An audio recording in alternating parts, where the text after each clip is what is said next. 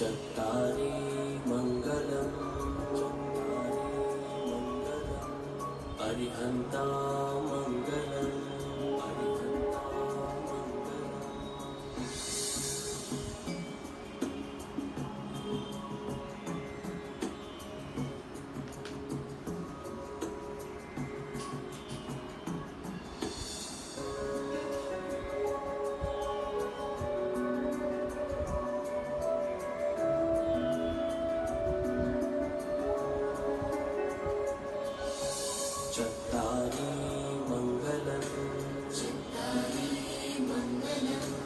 अरिहन्ता मङ्गलम् सीता मङ्गलम् साहु मङ्गलम् केवली पन्नतो नमो मङ्गलम्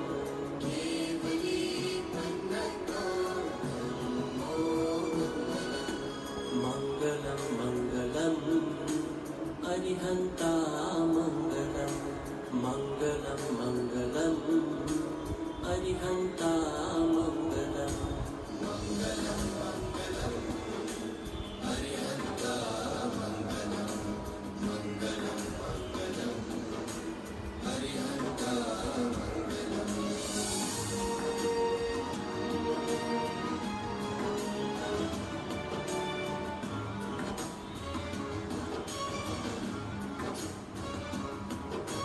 चत्तारि लोकोत्तमा अरिहन्ता लोकोत्तमा सीता लोकोत्तमा साहु लोकोत्तमा केवली पन्नतो नमो लोकोत्तमो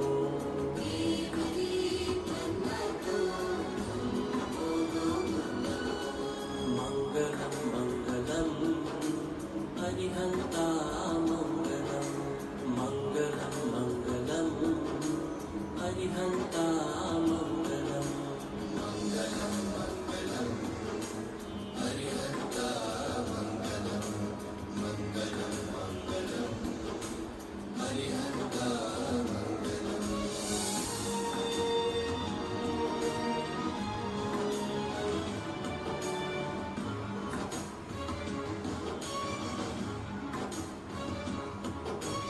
चत्तारि शरणं प्रवज्जामि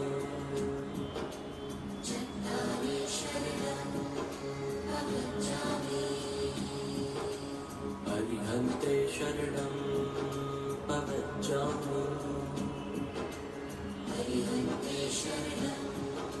प्रवज्जामि सीते शरणं प्रवज्जामि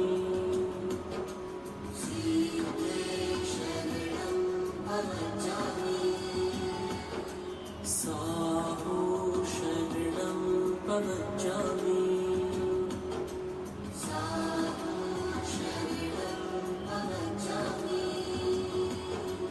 केवली पन्नतं धम्मं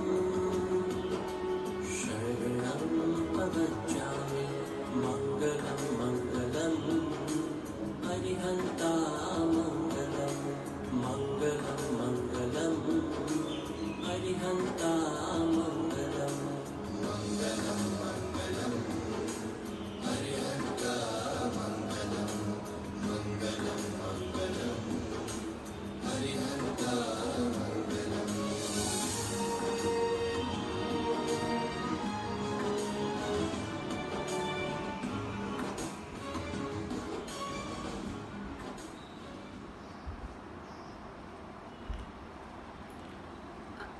ओम परमात्मा ने नमः।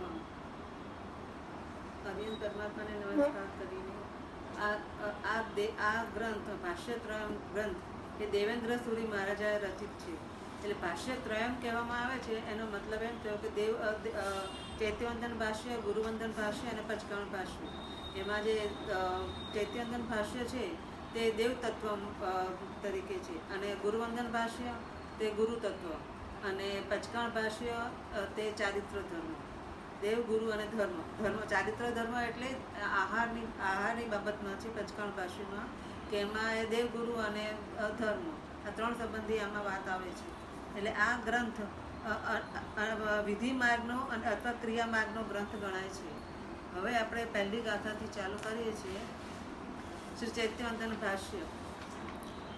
મંગલાચરણ. આપણે કોઈ પણ ગ્રંથ હોય એમાં પહેલી ગાથા માં 5 વસ્તુનો સમાવેશ થાય છે: મંગલાચરણ, વિષય, પરંપરા સંબંધ, પ્રયોજન અને અધિકારી. હવે ગાથા વંદિત વંદણીચે સવેચી વંદણાઈ સુવ્યારમ બહુવિધિ ભાસ ચુન્ની સુયાનુસારેણ ઉચ્ચામી. વંદન કરવા યોગ્ય સર્વજ્ઞોને વંદન કરી અનેક ટીકાઓ, ભાષ્યો, ચૂર્ણીઓ અને આગમો અનુસાર ચૈત્યવંદન વગેરેનો સુવિચાર કહું છું.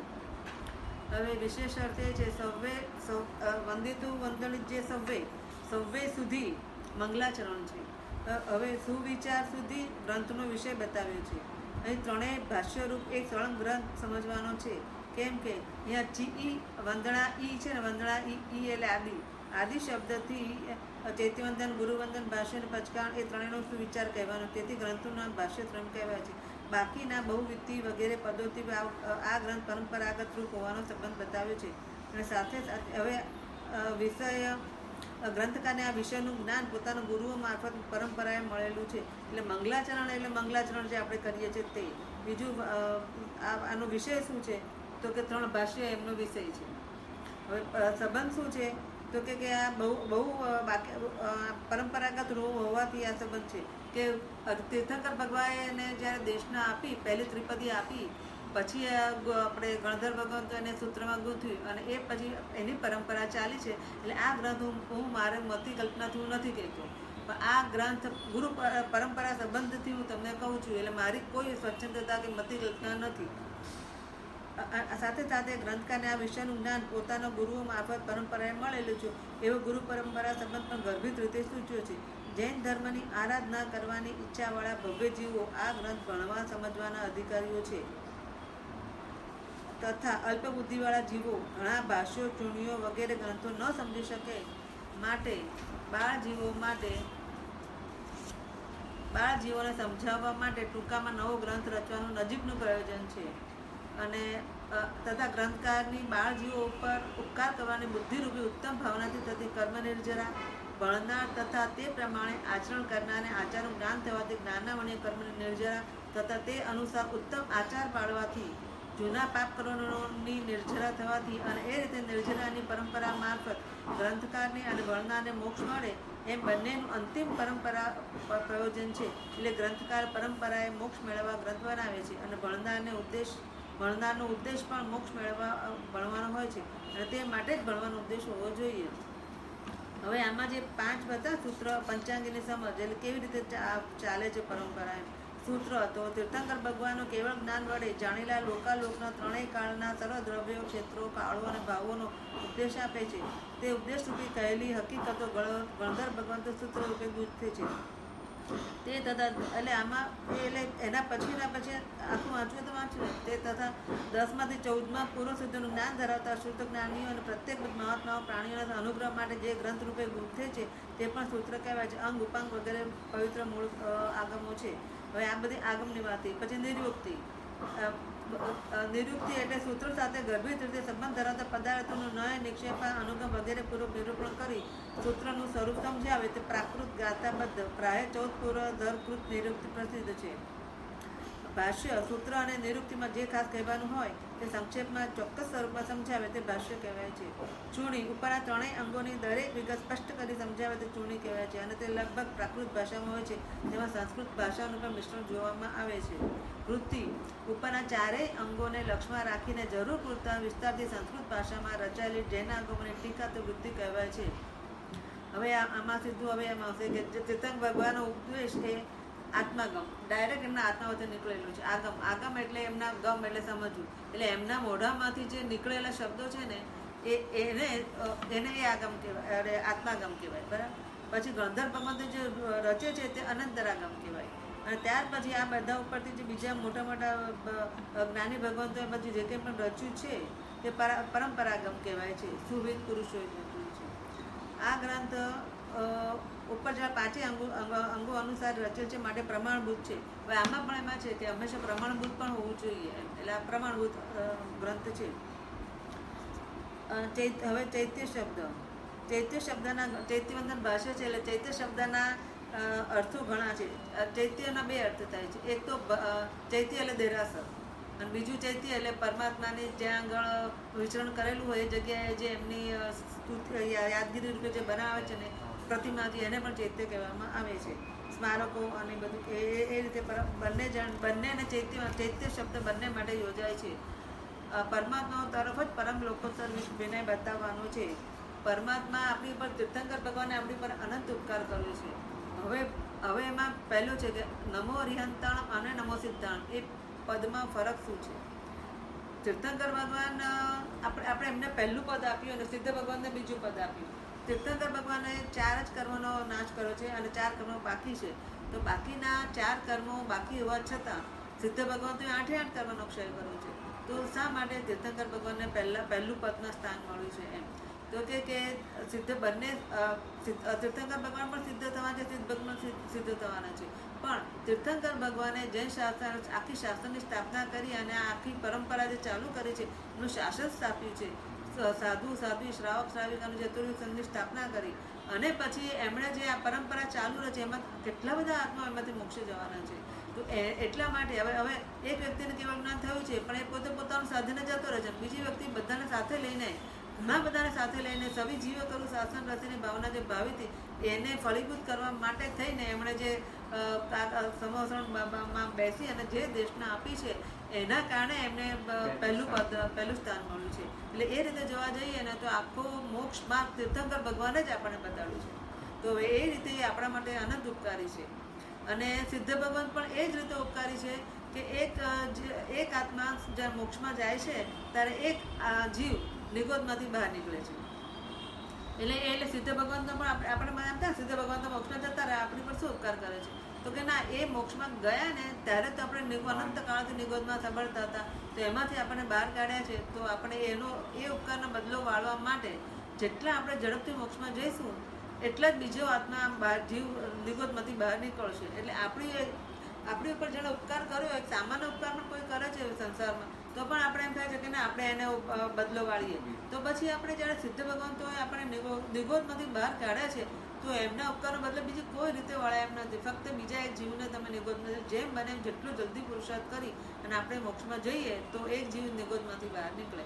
એટલે આવી રીતે આવા તીર્થંકર ભગવાનની આપણે અહીંયા આગળ સ્તુતિને સ્તવના કરવાની છે. એમને કેવી રીતે એમનો આપણે વિનય સાચવતા પણ ઘણી વાર નથી આવડતું કે હવે આપણે કોઈ વખતે બહુ પૂજ્ય લાગે તો એમાં ગાંગા થઈ જાય, કોઈ બોલી ન શકે, કોઈ જોઈએ એટલી આપણે એમને ભક્તિ ન કરી શકીએ. તો અહીંયા આગળ એટલી સરસ આપણને બતાડ્યું છે કે કેવી રીતે પરમાત્માની ભક્તિ કરવી, કેવા શબ્દો દ્વારા કેવી રીતે કરવી, એ આખું ચૈત્યવંત ભાષ્યમાં આપણને શું કરવું અને શું ન કરવું એ આપણને અહીંયા બતાવવામાં આવશે.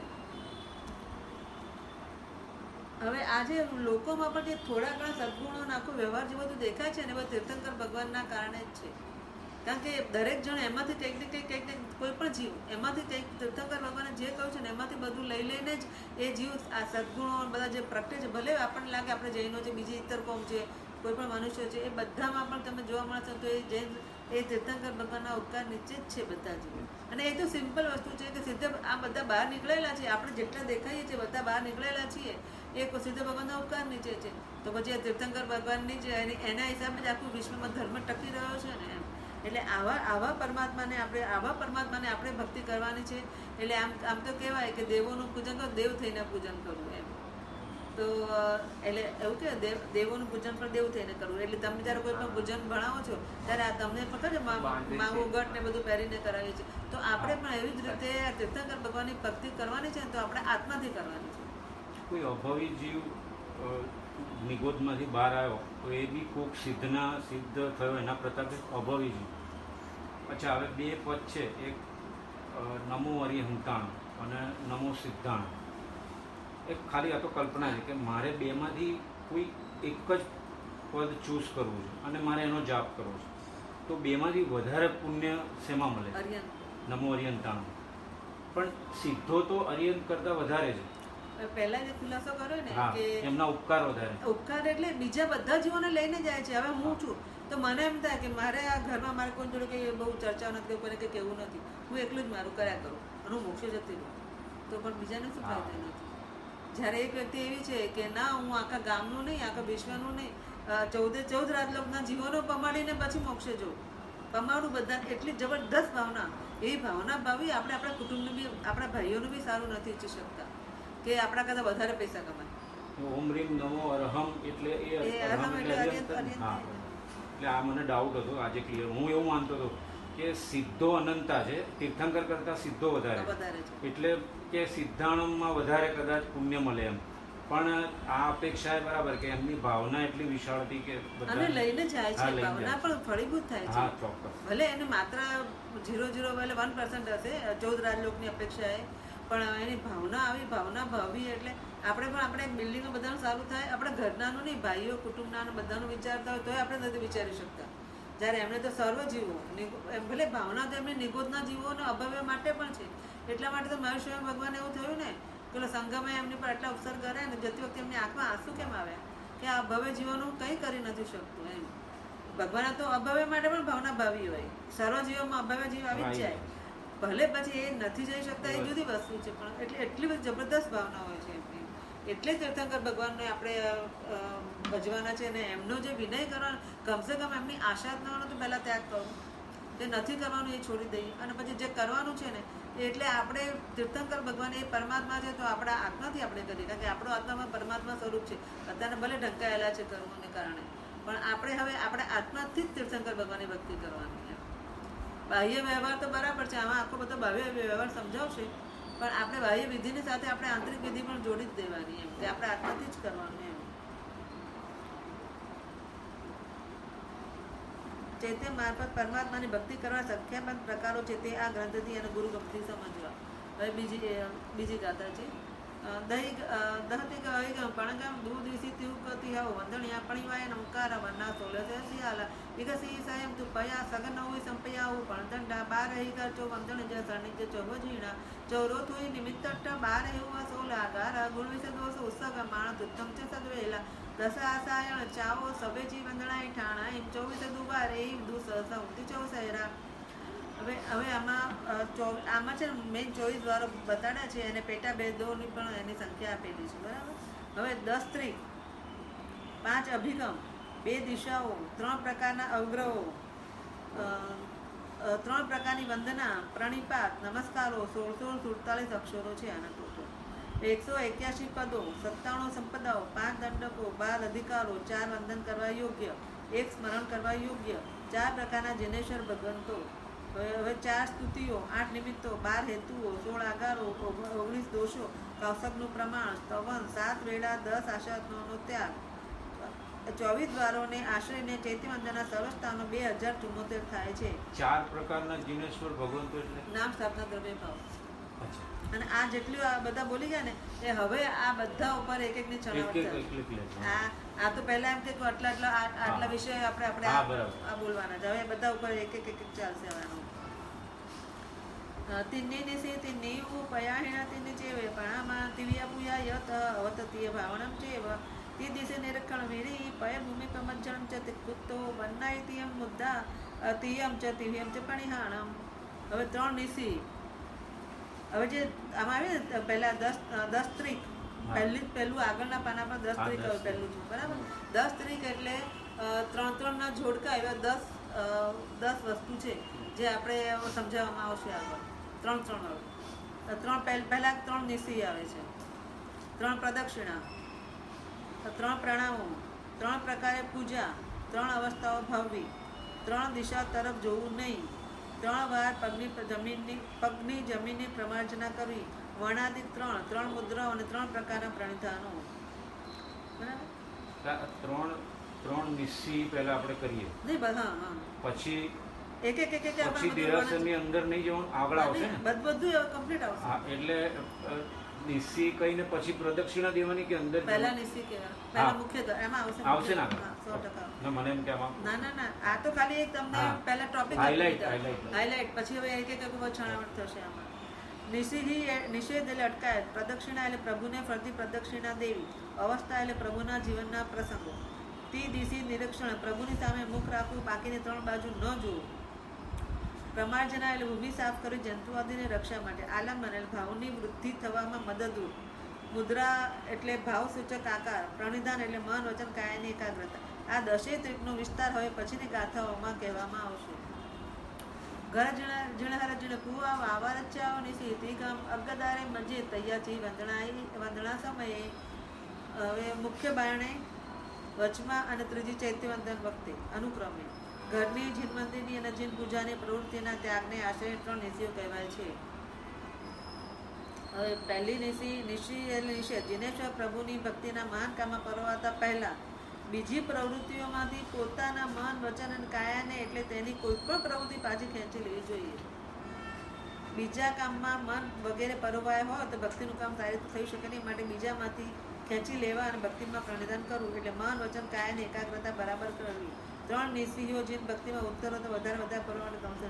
જીન મંદિરને જો હવે આવશે, જીન મંદિરને કોટ હોય તો તે કોટના દરવાજે, અને કોટ ન હોય તો દેરાસરનું જે મુખ્ય બારણું હોય ત્યાં પહેલી નિશી કેવી. એટલે આપણે મેઇન દેરાસર છે હવે, તો દેરાસરના એકચ્યુઅલી તો ત્યાં દાખલ થઈએ ને ત્યાં જ પહેલી નિશી કહેવાની છે. સંસાર સંબંધી બધી વસ્તુનો ત્યાગ. એમ નહીં, એટલે એ નિસ્સી જે મુખ્ય મંડપ હોય છે એની આગળ હોય જૈન દરવાજા. હા. એ એન્ટર થતા હવે અત્યારે કરિશ્મામાં તમે એન્ટર હા. થતા હો તો પહેલું જે દરવાજા આગળ આવે એ હા, એ. ઓકે. પછી છે અંદરનું ને, નહીં. હવે જો ચપ્પલ અંદર કાઢીએ છે ને તો પછી ચપ્પલ કાઢ્યા પછી ને ઉપર હા, ચપ્પલ કાઢ્યા પછી હવે અત્યારે એવું છે જગ્યાની શોર્ટેજ હિસાબે આપણે ચપ્પલ અમારે ત્યાં કાઢવાના આવે છે, પછી ઉપર ચડવાના આવે છે. તો ત્યાં પહેલી નિશી કહી દેવાની. એટલે સંસાર સંબંધી બધી વસ્તુઓનો તમારે ત્યાગ કરી દેવાનો. કોઈ પણ વસ્તુ અંદર ગયા પછી બોલવાનું નથી. બીજી નિસ્સી હવે પછી હવે આવશે.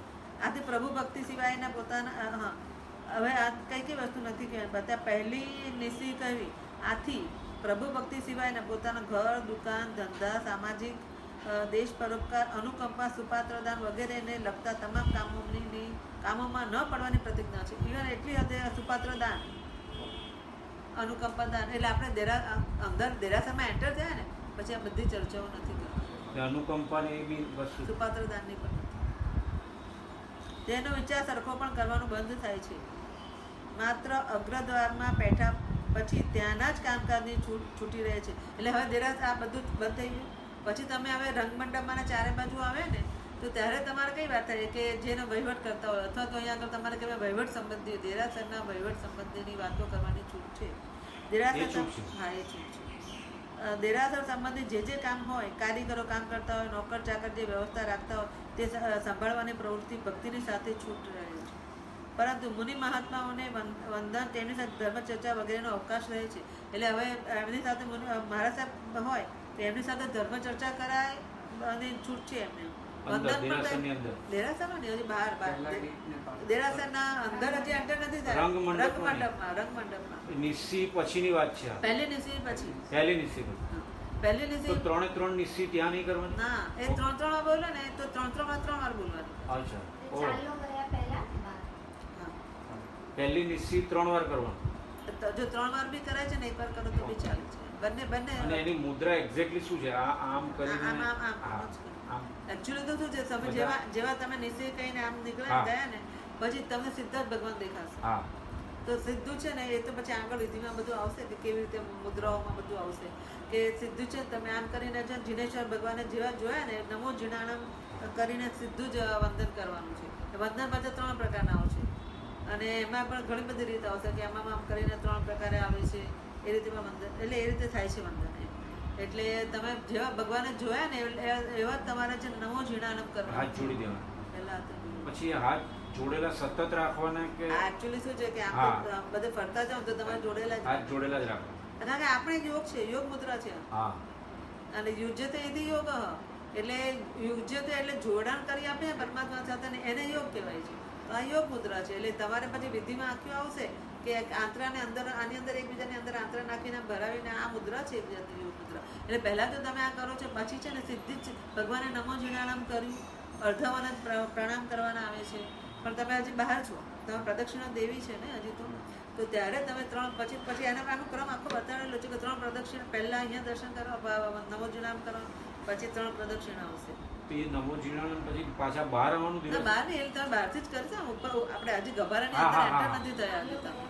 કારણ કે પ્રદક્ષિણાની વ્યવસ્થા એવી હોય છે કે પ્રભુ જે મુખ્ય પરમાત્મા હોય એની આજુબાજુ વ્યવસ્થા નથી હોતી. આખા દેરાસરની પ્રતિ એટલે તમે બહારથી જ કરો ને, તમે બહારથી જો તમે પહેલા જો ભગવાનની દ્રષ્ટિ પડી ને તો તરત જ નમો જીણામ છે, પછી તમારે પ્રદક્ષિણા આવશે. અને પછી અંદર ગયા પછી આપણે જે વિધિ કરવાની હોય એ કરાય. એટલે પહેલી નીસીમાં છે ને ત્યાં ઘર સંબંધી બીજી બધી બંધ થઈ ગઈ. ખાલી દેરાસર પહેલાના ટાઈમમાં તો આપણે જૂના તીર્થોમાં તો છે રંગમંડપમાં જ વ્યાખ્યાન બેસતા હતા. યાદ છે કોઈ એવું ખ્યાલ છે તમને? રંગમંડપ એટલું બધું મોટું હોય ને એટલે જૂના માણસ તો ત્યાં આગળ જ વ્યાખ્યાન એવું છે, સ્પેશિયલ ઉપાસના ના હોય. હા, ઇવન આ ધરમપુરનું બનાવ્યું તો રંગમંડપ જ તમે જુઓ તો 2000 માણસ બેસી શકે. હા, તો એમાં વ્યાખ્યાન. હા, પહેલાના સમયમાં. ના, આપણે શિબિરમાં ગયા હતા તો યશો વિજયજી રંગમંડપમાં જ વ્યાખ્યાન આપેલું ને. ઓફકોર્સ એ ગુરુ મંદિર હતું કદાચ, પણ રંગમંડપમાં જ આપેલું. આપે છે. આ મને આજે ખબર પડી કે રંગમંડપમાં વ્યાખ્યાન અપાયા. હા, એ પહેલા માંગલિક સંભળાવે છે, સાથે સાથે વ્યાખ્યાન બી ચાલે. હા, એટલે પછી બરાબર, એટલે એવી રીતે વ્યાખ્યાન પણ ચાલે એમ. અને કેમ ઘણી વાર 10 મિનિટ સમજાવવા વ્યાખ્યાન આપે છે. ભગવાને પડદો કરી દે. નહીં, અમારે તો અહીંયા આપણે કરિશ્મામાં ભગવાને સાલગીરા આવે ને તો પછી થોડીક વાર માટે 10-15 મિનિટ માટે બોલવા માટે બેસે, સમજાવે જ છે આપણને. અને બધાને એ વખતે બધા ખાલી ભગવાને ઠાકી દે, ભગવાનની સામે ના બોલાય એટલા માટે. આ બધું બોલે છે. હવે પહેલી નીસીમાં આટલી આપણને છૂટ આપવામાં આવી છે. હવે કેસર વગેરે ઘસી, બીજી વાત, કેસર વગેરે ઘસી દ્રવ્ય પૂજા માટેની સામગ્રી સાથે પૂજા કરવા જતા મંદિરના વચમાં બીજી નિસી કહેવી. એટલે આપણે પછી એન્ટર થઈએ ને ત્યાં બીજી નિસી કહેવી. તેમ કરવાથી જીન મંદિરની વ્યવસ્થા સંબંધીના કામોમાંથી એ પ્રવૃત્તિ ખેંચી લઈ માત્ર દ્રવ્ય પૂજા મારફત ભક્તિ કરવાની પ્રવૃત્તિમાં લાગવાની છૂટ છે. પછી અનેક પ્રકારે જીનેશ્વર ભગવાનથી દ્રવ્ય પૂજા કરવામાં તત્પર રહેવાનું છે. એટલે આપણે ગભારામાં જતા પહેલા, બરાબર છે, ગભારા જતા પહેલા એટલે આપણે પ્રકારે પૂજા કરવાની હોય. પહેલી તો 3 પૂજા ગભારામાં કરવાની, બાકીની બધી બહાર કરવાની હોય છે. એટલે બીજી નિસી એ દ્રવ્ય પૂજા કરીને પછી વહીવટ સંબંધી બધું બંધ થઈ ગયું. અને ત્રીજી, અને તમામ પ્રકારે દ્રવ્ય પૂજા કર્યા બાદ ચૈત્યવંદના રૂપ ભાવ પૂજા કરતા પહેલા ત્રીજી નિસી કહેવાની છે. ત્રીજી નિસી શું થાય? તેથી દ્રવ્ય પૂજાનો પણ નિષેધ થઈ જાય છે, માત્ર ભાવ પૂજાની જ છૂટી રહે છે. કારણ કે એમાં એવું છે કે હવે તમે આપણા લેડીઝો તો કેવું હોય કે સાથીઓ અને બધું કર્યું હોય ને કરી દીધી, પછી હવે તમે ત્રીજી નિસી બોલ્યા કે અમારે ચૈત્યવંદન કરવાનું છે, બરાબર? તો એ વખતે કોઈ આપણે પાટલો લઈ જાય તો આપણે તમે ચૈત્યવંદન પૂરું થાય ત્યાં સુધી મારો પાટલો રાખવાનો. આપણી માનસિકતા એવી છે એમ. પણ એવું નથી. તમે અગ્ર પૂજા તમે કરી દીધી, ભગવાન આગળ બધું મૂકી દીધું, આ લખી દીધું, ત્યાં પૂરું થઈ જાય છે. અને હવે તમે ભાવ પૂજામાં ગયા, હવે તમારે પરમાત્મા જ રહ્યા, હવે તમારે દ્રવ્ય સાથે કંઈ કનેક્શન નથી. બીજી ને ત્રીજી નિસી છે તો એમાં પેલું જે પહેલી નિસી કરી હતી આપણે જે એન્ટર વખતે શું કહેવાય નીચેનો પથ્થર, તો બીજી નિસીમાં પથ્થરને નમવાની જરૂર નથી. ગભારામાં આમે તમે દાખલ થાવ તો તમે હા, ગભારામાં કરો. હા, તો એ દ્રવ્ય પૂજા વખતે બીજી નિસી ગભારામાં જતા પહેલા, અને ભાવ પૂજામાં નિસી ક્યાં? ભાવ પૂજા તમે ઈર્યાવ્ય કરો ને પહેલાથી ત્રીજી નિસી, તમારા બધું થઈ ગયું, અષ્ટપ્રકાર પૂજા થઈ ગઈ, પછી સીધું જ ઈર્યાવ્ય કરતા પહેલા નિસી બોલી લેવા. એટલે પછી તમારે કોઈની પણ સાથે કંઈ વાત કરતા એકલા તમે ને ભગવાન રહો. અને વચ્ચે પણ કોઈ કદાચ માની લો કે તમને ભગવાનનો ફેસ નથી દેખાતો તો તમે ભગવાનનો એકવાર ફેસ જોઈ લીધો છે ને પછી ભગવાન અંદર જ ધારી લેવાના છે. એટલે કોઈને કંઈ કહેવા નથી કે બેન અમને મોઢું નથી દેખાતું, કે આમ નથી થતું, કે આમ નથી, કંઈ જ નથી કહેવાનું. આપણે આપણા ભાવમાં રહેવાનું. એટલે ભાવ પૂજાને લગતી ચૈત્યવંદન, એમાં ચૈત્યવંદન, સ્તવન, કાયોસર, સ્તુતિ વગેરે છૂટે છે. તો ચૈત્યવંદનમાં તો ભાવ પૂજામાં બધું જ આવશે. અથવા 3 નિસીમાં 3 વાર તું કે 3 વાર બોલવાની એમ. તો મન વચન કાયાની પ્રવૃત્તિઓનો નિશ્ચય સૂચવવા માટે દરેક વખતે 3 વાર પણ નિસી નિસી નિસી એમ ઉપર જણાય 3 ઠેકાણે બોલાય છે. બંને 9 વાર, ટોટલ 9 વાર. હા, બંને માન્ય છે. અથવા આમાં ક્યાંક ને ક્યાંક છે થોડાક મતાંતરોમાં આવે ને પહેલા લોકો ક્લિયર કરે છે કે આ મતે આમ છે ને આ મતે આમ છે. અથવા ઉપર કહેલી 3 બાબતોના નિષેધવાળી પ્રત્યેક નિસીને મન વચન કાયાથી તે બાબતનો ત્યાગ સૂચવવા માટે પૂર્વોક્ત સ્થાને ત્રણ વાર કહેવાતી પણ નિશી ગમે તમે ત્રણ વાર કહો તો પણ 3 જ નિશી કહેવાશે. અહીં મુનિ મહારાજોને અને પૌષત્વતી શ્રાવકને તેમની પાસે દ્રવ્ય ન હોવા પૂરતી માત્ર દ્રવ્ય પૂજા કરવાની ન હોવાથી મુખ્ય દ્વારે પ્રવેશ કરતા 1 વાર અથવા 3 વાર પહેલી નિશી કહેવાની હોય છે કે જે નિશીથી શેષ મુનિચર્યા તથા પૌષચર્યાનો ત્યાગ થાય છે. આ કોની નિશ્ચયની વાત? મારા સાહેબ મારા હતા સાહેબ. પૌષત્વતી એને શું કરવાનું? એને પણ પહેલી નિશી જ્યારે બોલે છે ને હા. ત્યારે મુનિચર્યા અને પૌષચર્યા એ લોકોની જે વાતો હોય છે વ્યવહારિક. એ હા. લોકો એનો ત્યાગ કરવાનો છે. બરાબર. અને દેરાસરની ઉપદેશયોગી વ્યવસ્થાનો નિષેધ કરવા માટે પછી એમણે દેરાસર સંબંધીને ઉપદેશ આપતા હોય છે ને, આપણને પણ જેમ છૂટ છે કે નોકરોને કહેવાય, તો એ મારા સાહેબને બીજી છૂટ હોય છે કે બધા આપણને સમજાવવાની કે કહેવાની. તો હવે એમને બીજી નિશી કહે ને પહેલી નિશી પછી એ પણ એમને બંધ થઈ જાય છે બીજી નિશીમાં. બીજી નિશ્ચયમાં શું બંધ થઈ જશે? ઉપદેશ આપવાનો આપણને જે હા, હા, સમજાવે છે ને એ તથા ત્યાંને દેરાસર ઉપદેશ યોગી વ્યવસ્થાનો નિષેધ કરવા માટે બીજી નિશી રંગમંડપમાં પ્રવેશ કરતા હોય છે ત્યારે ત્રીજી ચૈત્ય વંદનાના પ્રારંભ હોય છે. ત્રીજી નિશી ચૈત્ય વંદન કરતા પહેલા હોય છે. એમાં બીજામાં આવ્યું છે ત્રીજીમાં શું? કે ચૈત્ય વંદન કરતા પહેલા ચૈત્યવંદન કરો. તીર્થ અને દેરાસર સંબંધી ગેરવ્યવસ્થા દૂર કરવાનો ઉપદેશ આપવાનો સર્વસાવધના ત્યાગી હોવા છતાં પણ શ્રી મુનિ મહારાજાઓને અધિકાર છે. શું? તીર્થ અને દેરાસર સંબંધી ગેરવ્યવસ્થા દૂર કરવાનો ઉપદેશ આપવાનો. સાધુ ભગવાનને અધિકાર. આમ ભલે સર્વસાવધ ત્યાગી હોય તો એમને અધિકાર છે કે એમને એમ સૂચન કરવું પડે. શ્રી મુનિ શ્રાવકોની બેદરકારીથી વિનાશ પામતા અને અવ્યવસ્થિત વહીવટવાળા શ્રી ચૈત્યો જોઈને પણ શ્રાવકોને માઠું ન લગાડવાના કારણે છતિશક્તિએ પણ મુનિ મહારાજ ઉપેક્ષા કરી જેમ તેમ ચાલવા દે તો તે મુનિ મહારાજ શ્રી જિનેન્દ્ર પ્રભુની આજ્ઞાના આરાધક થયા નથી. એટલે એમણે આપણે જો બધું ખોટું કરીએ છીએ તો એમણે બોલવું જ જોઈએ. આ શ્રાવક મને ખોટું લાગશે એવું નથી વિચાર્યું. અને કોઈ સિનિયર શ્રાવક હોય અથવા સમજુ થોડો ભણેલો, તો એ કોઈ નાનો શ્રાવક કે ઓછું ભણેલો શ્રાવક કંઈક આસાધના કરતો હોય તો કહી શકે? એમાં ક્યાં તમે પૂજા કરતા હોય તે વખતે એને ન કે બેટા આમ કરીને આમ કર, પછી આમ ન કહેવાય. કર. રંગમંડપમાં છૂટ છે ને માણસોને કહેવાય. કે સાધુ મહારાજ જ કહી શકે? આપણે આમ તો ઘણી વાર- સાધુ મહારાજ જ કહી શકે. બીજા આપણે હા. લોકોને કંઈક એ છે ને હંમેશા જો તમે હંમેશા વાત કરજો કે આમ જ્યારે કરતા હોય ને એ ટાઈમે નહીં કહેવાનું. હા. જ્યારે એમને આપણે બેઠા હોય ને આપણે ચર્ચા કે જો અત્યારે સમજી લીધું હોય, હવે હું તને દેરાસરમાં તને સમજાવવા બેસું તો હા, રાઈટ. પહેલી વસ્તુ એ છે કે દેરાસરમાં ગયા પછી હકીકતમાં તો અમને તો હજી વાંચવા મારે આવ્યું નથી એટલે જેટલું કર્યું એમાં. આમ પણ પહેલાં અમે સમજેલા છીએ કે દેરાસરમાં ગભારામાં દાખલ થયા પછી તમારે મેરુ શિખરે નવરાએ પણ અંતાનો રૂમાલ બાંધ્યો છે તમે, પછી તમે સાના બોલો છો હકીકતમાં. તો પક્ષાર કરતી વખતે બી નહીં બોલવાનું? નથી બોલવાનું. પછી આમાં આવે છે કે અમારી નોટબુકમાંથી નીકળશે દુહા તો બોલે છે બધા, પક્ષાલ કરે. બહાર છે ને એમાં એવું છે અંદરવાળા પક્ષાલ કરે હા. અને બહાર ઉભા રહ્યા બધા લાઈનમાં બધા બહાર એ રંગમંડપ વાળા બોલી શકે. રંગમંડપ ગભારાની બહાર રંગમંડપ બહારનું કહેવાય અને આ પણ રંગમંડપ જ કહેવાય છે નાનો. પણ એમાં તમને જે ઊભા હોય ને બધા લાઈનમાં પૂજાની લાઈનમાં એ બધા બોલે. અને રેકોર્ડેડ કે માઇક ને એ બધું લાઇટ જ એલાઉ નથી. લાઈટ જ allow. દીવા જ કરવાના છે. પણ એમાં બરાબર છે, પણ હવે એવું છે કે આવું કંઈ ગાન ચાલતું હોય, ભલે રેકોર્ડેડ હોય અથવા કોઈ ગાતું હોય, માઇક વગર ગાતું હોય, તો એનાથી એક પરમાત્માના અભિષેક કરતાના ભાવમાં ફરક પડી જાય. માઇક વગર ગાવાની ક્યાં ના છે? માઇક વગર ગાવું. હા, બેરુ શિખરે ને બધા દુહા છે ને બહાર ઉભા રહીને બોલવાના. હા. ગભારા એટલે જે એના સિવાય બહાર ઉભા હોય લાઈનમાં એ બધા બોલી શકે. બીજા બધા બોલે. બાકી કરતો હોય ના એને બોલી તો શકે. એના ભાવમાં જ રહેવું. હા. પણ અત્યારે તો જે મને ખબર છે અમારે ત્યાં પણ બધા કરે છે. એ એ હવે આમના એ બધી જવા દો. આપણે શું કરવાનું? મૂળ વિધિ સમજી લઈએ. આપણે અત્યારે હા. તો ખ્યાલ આવી ગયો. હા. એ તો બધું એટલું બધું તમે એનો અંત જ નહીં આવે. એટલે અહીંયા કોઈ ક્વેરી હોય ને કે આમ જો એમણે કહી દીધું કે માઇક નથી વાપરવાનું, એટલે મોબાઈલની તો પ્રશ્ન જ ના આવ્યો. હવે મને એવું છે કે મારા મગજમાં કે મોબાઈલ હોય તો ભાવ આવે, તો કે નહીં. હવે આ જે આ મૂળ આઈડિયલ આ છે, પછી તમે જેટલું કરો એટલું સગવડ્યું અથવા પ્રેક્ટિકલ. યસ. એટલે મુનિ મારા જિનેન્દ્ર હમણે છતી શક્તિએ પણ મુનિ મારા ઉપેક્ષા કરી જેમ તેમ ચાલવા દે તો તે મુનિ મહારાજ શ્રી જિનેન્દ્ર પ્રભુની આજ્ઞાના આરાધક કયા નથી. અહીં શ્રી જિનેન્દ્ર પ્રભુની આજ્ઞા એ ધર્મ છે. એટલે આ જે બતાડે છે ને એ ધર્મ છે. પછી આપણે જે ચાલે છે ને એ બધું છૂટછાટ વાળું છે. માટે ચૈત્યની અવ્યવસ્થા દૂર કરાવવાના વ્યાપારનો નિષેધ મુનિને તથા વ્રત ગ્રહીને આ બીજી નિશ્ચયમાં હોય છે.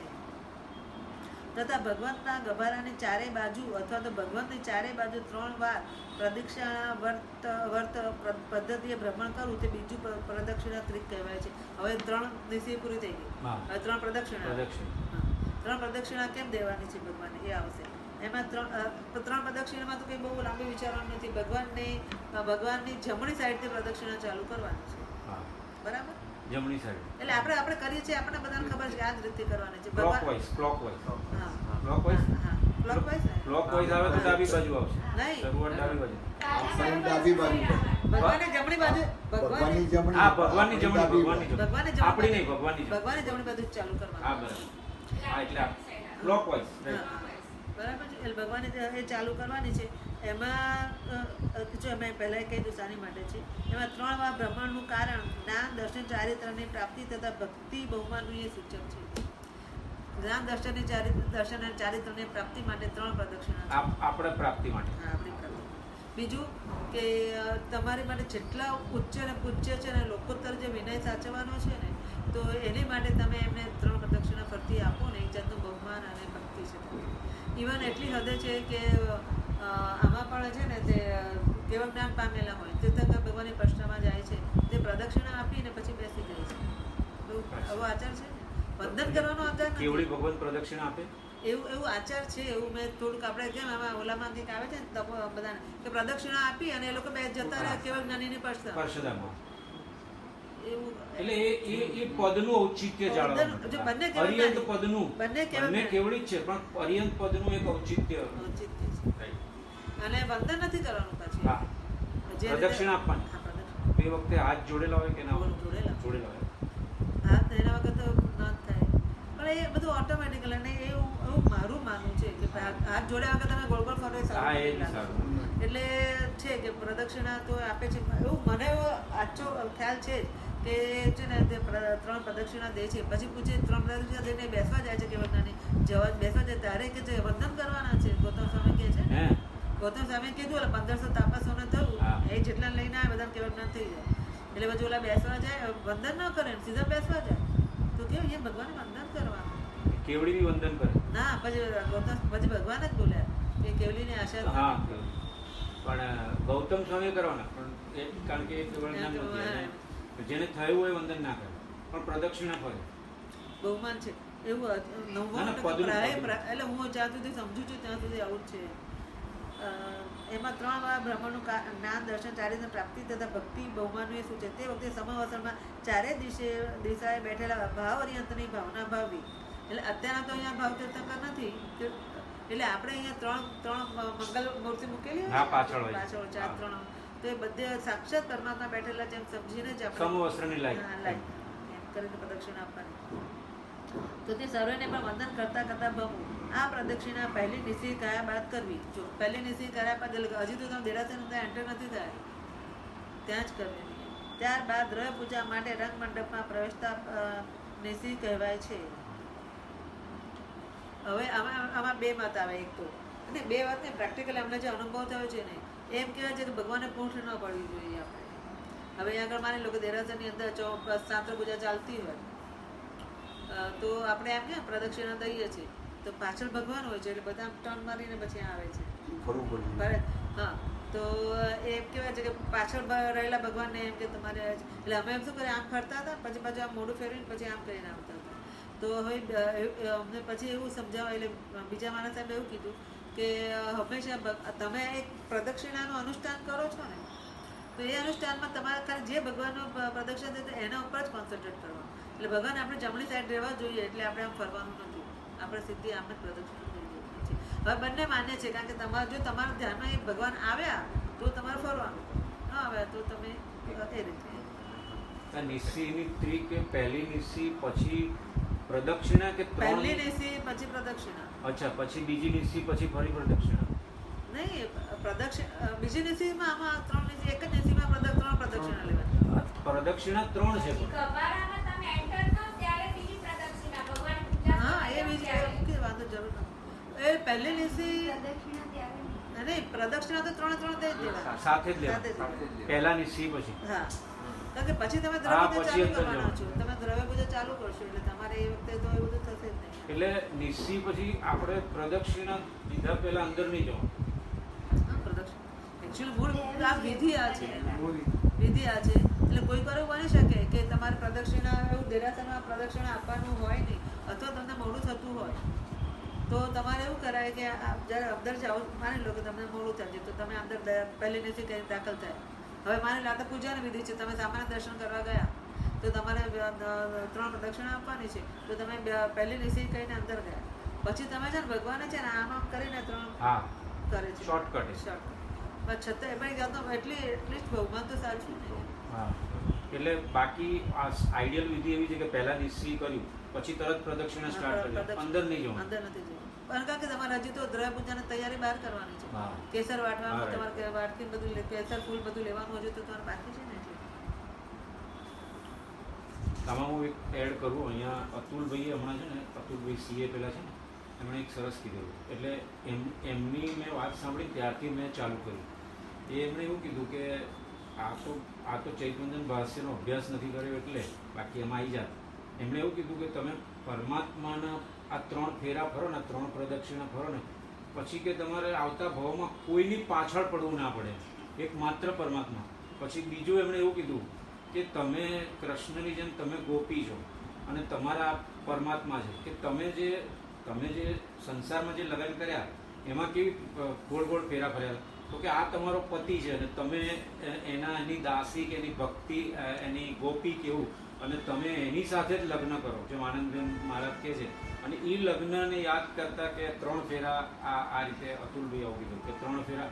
એટલે મેં ત્યારથી સ્ટાર્ટ કર્યું ધરણીધરમાં કે 3 ફેરા ફરવાનું, કે ભગવાન તારા સિવાય મારે કોઈની પાછળ ફરવું જ ના પડે, બસ તારી જોડે એટલો બધો ફરી લઉં કે પછી કોઈની આગળ પાછળ ફરવું જ ના પડે. એટલે કે છે ને, અને બીજું એ કે તમારે બહુ મોટા મોટા બધા બહુ તમારા બહુ જ કપાઈ જાય હા, છે. બહુ છે. એટલે જ ઘણા માઇક મારા સાહેબે તો કીધું એટલા બધા એવું કરે છે કે જેટલી બને એટલી પ્રદક્ષિણા આપે હા. છે, કે બધા બહુ ખપી જાય. 108 કોઈ આપે. હા, બધા એટલી બધી પ્રદક્ષિણાઓ આપે છે કે દેરાસર ખુલ્લું રાખે અમુક પોર્શનમાં, કે ત્યાંથી પ્રદક્ષિણા બહાર જેમાં હોય તો આખું દેરાસર બંધ કરી દે, પણ એકાદ ભગવાન બહાર રાખે. હા, એટલે કે તમારે બધું થઈ જાય. એટલે ભગવાન સાથે આ તો કેટલા બધા ઉલ્લેખો છે કે ભાઈ મારું સાસરું એમ કે ઓલું છે, અથવા મારું પિયર એ છે. હવે તમે એક જ વસ્તુ છે જ કે તમે તમારી દીકરી છે એને બરાબર, તું એને કે હવે તારે છે ને એ બધું બોલવા નહીં, તું તો આમ ગમે તારે પાતે કરે છે, અત્યારે આમ છે, તું અત્યારે કુંવારી છોકરીને ગમશે તમે એક પણ જગ્યાએ કે તું એવોર્ડ નહીં, તાલગી છે નહીં, આમ છે તેમ છે. પ્રેક્ટિકલી બધા જ સમજે છે કે દીકરી પરાવી દો છે, બરાબર છે.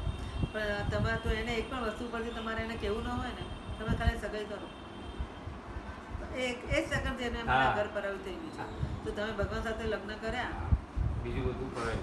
હા, તો પછી તમારે આખો સંસાર ક્લિયર થઈ ગયો તમારો. ભગવાને સાચું ઘર તમારું એ થઈ ગયું. તો હવે તમે પહેલી નિશી કહી દીધી એટલે ભગવાન સંસાર સંબંધી જીરો થઈ ગયો. અરે એટલી હદે કે તમે ફૂલ પૂજા ચડાવો છો તો એક જીવ છે ને, ફૂલ પણ એક જીવ છે, એ જીવને તમે ભગવાન પાસે ભગવાનના ચરણે ધરાવો છો. અને એમ કહેવાય સચ્ચિત વસ્તુને ભગવાન ઉપર મૂકે ને તો પછી એ છે ને હવે આપણે આપણા ઉપયોગમાં ન લઈ શકાય, બરાબર છે. તો પછી જ્યારે આપણે જન્મ્યા ત્યારે આપણા મા બાપે આપણને ભગવાનને દેરાસરમાં લઈ ગયા તો આપણે જીવે જ છીએ. હવે મારા સંસારમાં રહેવાય કેવી રીતે? રહેવું પડે તો રહેવાય, પણ રમાય નહીં એમાં. રાચી માચીને ન રહેવાય. તમારા કર્મ સમજો કે તમે રોય જુદી વસ્તુ છે. તો પછી તમારે એટલે આ વિચાર મને જ આવેલો. મેં કીધું કે હવે જો ઓલું નથી, આપણે તો બીજા જીવને કેળા લઈ ગયા તો એ આપણે ન ખવાય, ફ્રૂટ લઈ ગયા તો આપણે ન ખવાય. તો પછી આપણે પોતાના એટલે બીજા મોક્ષ અપાયું છે ને આપણે નથી જવું, તો આપણે હવે આપણાથી સંસારમાં રમાય જ નહીં. એટલે આપણે ભગવાન જ થઈ ગયા તે દિવસમાં. ભગવાન જે દિવસે આપણે જેટલા દિવસે દેરાસરમાં લઈ ગયા તે દિવસે આપણે ભગવાન થઈ ગયા.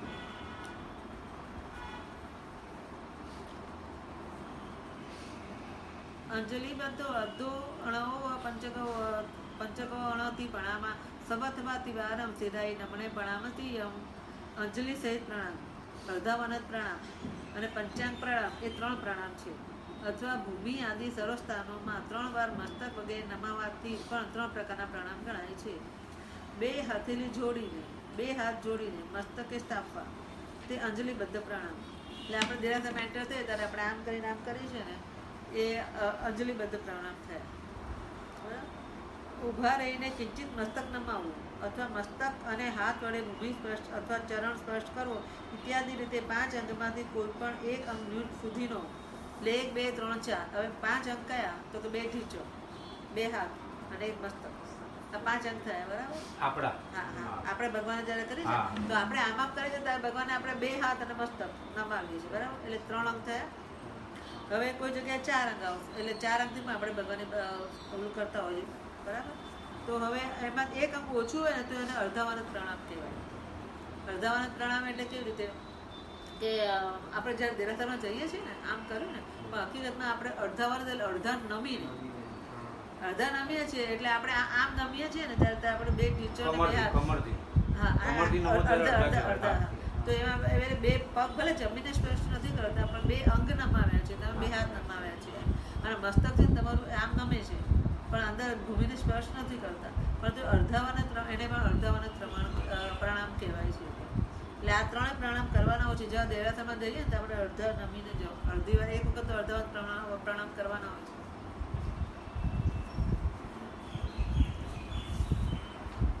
એટલે 2 અર્ધાવાનત પ્રણામ કરવો તે 2 અર્ધાવાનત પ્રણામ અને 2 જાનું 2 હાથ તથા 1 મસ્તક એ 5 અંગ વડે ભૂમિ સ્પર્શ અથવા કરવા પૂર્વક જે પ્રણામ કરો તે પંચાંગ પ્રણિપાત નહીં પંચાંગ પ્રણિપાત કહેવાય મને વંચે તો હવે જે પંચાંગ પ્રણિપાત એટલે આજે ખમાસુર કહીએ છીએ ને તે એ પંચાંગ પ્રણિપાત 5 અંગ એટલે આપણામાં કઈ સાષ્ટાંગ પ્રણામ કરવાની વિધિ જ નથી કારણ કે જૈના નથી મળ્યા હા એટલે જૈનાના હિસાબે જ એટલે તમારા મેઇન 5 અંગ નમે ને બધું અંગ નમે એટલે હવે આપણે આ બધી જે એ લોકોના ભાવાવેશમાં જે આ લોકો અક્કર કરે છે એ વાત જુદી છે બાકી વિધિમાં નથી આપણામાં નથી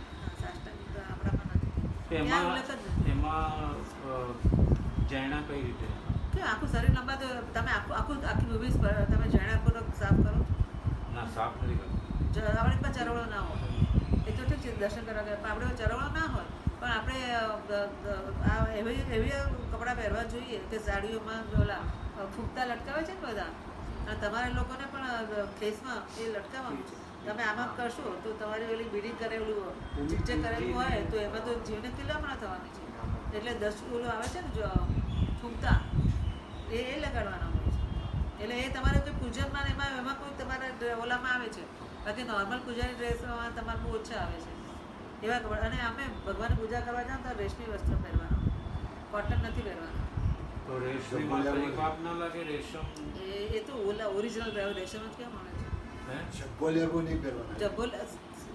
છે સિવેલા કપડાં તો પહેરવાના જ નથી પણ રેશમીની વાત કરો પણ રેશમીમાં કે ઓલા કોશેટા બધા એ અત્યારે કે ક્યાં મળે છે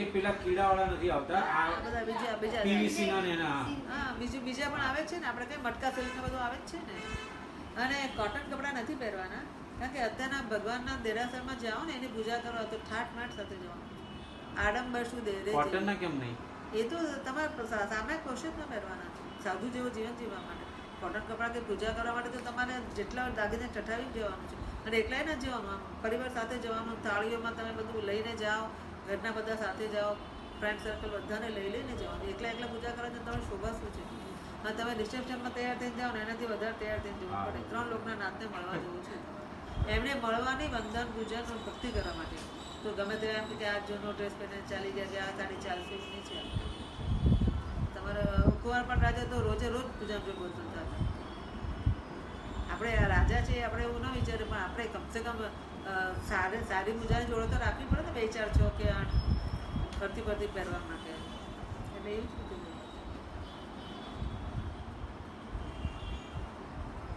એટલે આમાં અંજલિબદ્ધ પ્રણામ આવ્યું હા જો અહીંયા આવે છે કે આમ પૂર્વક મસ્તક સન્મુખ રહેલી અંજલિ અને મસ્તક સન્મુખ દક્ષિણાવર્ત એટલે જમણી પદ્ધતિથી આપણે કે એકદમ નીચેની લાઈન છે મંડલાકારે ભમાવવી અને તે પ્રમાણે 3 વાર 3 અંજલિ ભ્રમણ સહિત 3 વાર મસ્તક નમાવું તે પણ બીજી રીતે 3 પ્રકારના પ્રણામ છે એટલે આમાં કરીએ છીએ ને તો એમ કરી દે 1 વાર બીજી વાર ત્રીજી વાર તો આપણે એ પણ 3 પ્રકારના પ્રણામ ગણ્યા છે એ વિશેષ એ છે કે સ્ત્રીઓએ અંજલિબદ્ધ પ્રણામ કરતી વખતે હાથ ઊંચા કરી મસ્તકે લગાવવા નહીં એટલે આપણે આમ કહેવાય ને કે આમ આમ કરે છે ને, જેન્ટ્સ આવું કરે છે ઘણી વાર આમ. તો લેડીઝને અહીંયા સુધી પણ નથી કરતા. લેડીઝને છે ને તે નાસિકા સુધી કરે. અને જે જયવીરાય પણ બોલવાનું છે ને તો લેડીઝને અહીંયા સુધી જ છે. જેન્ટ્સને ઉપર કરો. હા, જેન્ટ્સ લેડીઝનો એટલે એને મર્યાદા સાચવવા માટે. હા હા. તો એને અહીંયા સુધી જ છે. અને પછી બાબો મકરના પછી હૃદય સુધી આવે. અને હજી બેસવાની જે રીત આવશે ને એમાં આપણે હવે બધા શરીર વધી ગયા છે અને આ બધું થાય છે ને હા. એટલે આખી રીત જુદી છે. પણ હકીકતમાં તો એવું છે કે તમારે જે હજી વર્ણન આવશે કે કઈ પોઝિશનમાં બેસવાનું છે, મુદ્રામાં આવશે કે હવે આ મુદ્રામાં બેસવાનું છે. તો તમારે લેડીઝ માટે આ બધું નથી. લેડીઝને આમ જ કરવાનું છે. સ્ત્રીઓએ અંજલિબદ્ધ પ્રણામ કરતી વખતે હાથ ઊંચા કરી મસ્તકે લગાવવા નહીં, પરંતુ યથાસ્થાને જ રાખી 3 વાર અંજલિ પ્રવણ કરી મસ્તક નમાવવું. એટલે આમ બસ અહીંયાથી શક્રસ્તવાદીમાં પણ દરેક ઠેકાણે સ્ત્રીઓ માટે એ પ્રમાણે વિધિ સાચી. શક્રસ્તવાદીમાં એટલે નમૂદ થોડું બધું બોલતી વખતે પણ.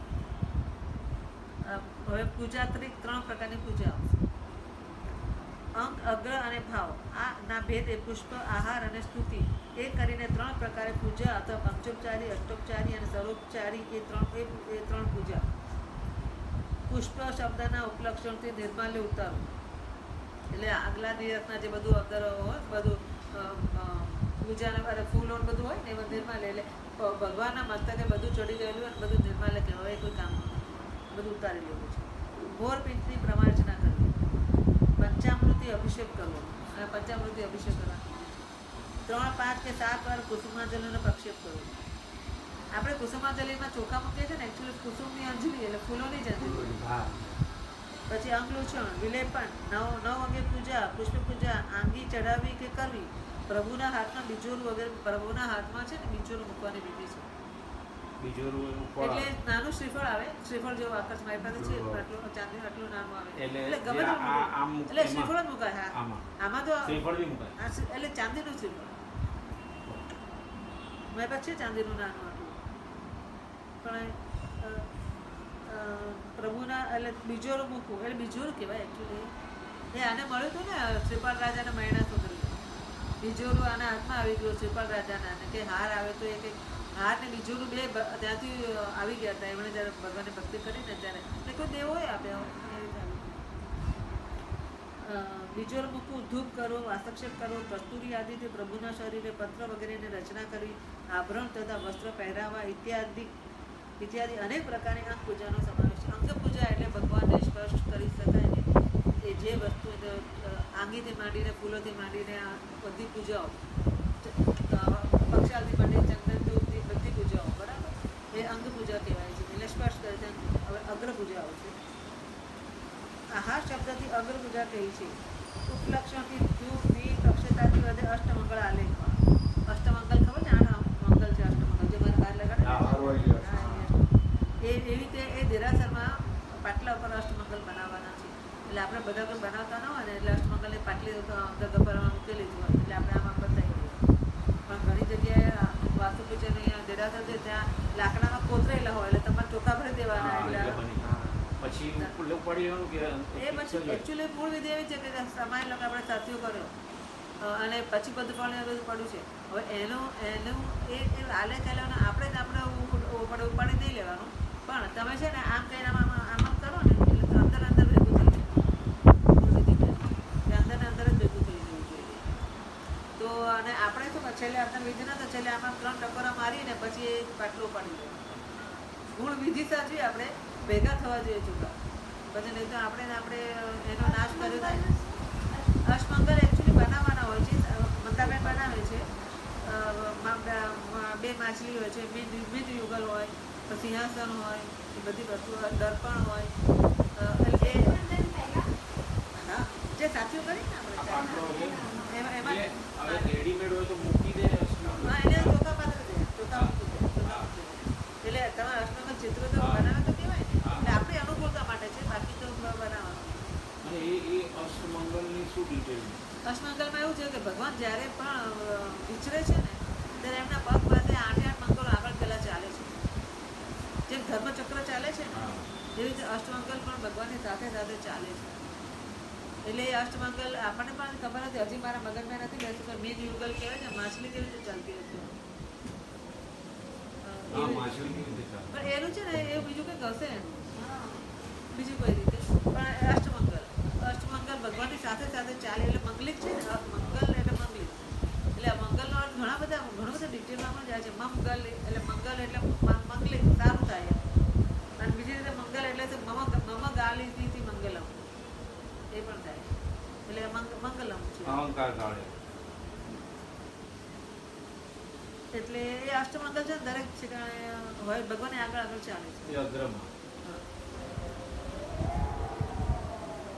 ફૂલનો પગર ભરવો, અશ્વન પાન, ખાદી સ્વાદી, એ 4 પ્રકારનું નૈવેદ્ય ધરવું. એટલે જમવાનું થાળી ધરવાની વિધિ તો છે જ આપણામાં. દરરોજ આપણે કરતા નથી, આપણે કાંઈ સામે વસલ એવું કરીએ ને ત્યારે દેરાસરમાં થાળી મૂકીએ છીએ, ને તો પૂજારી ખાતા નથી ઘણી વાર, તો આપણે આપીએ પૂજારી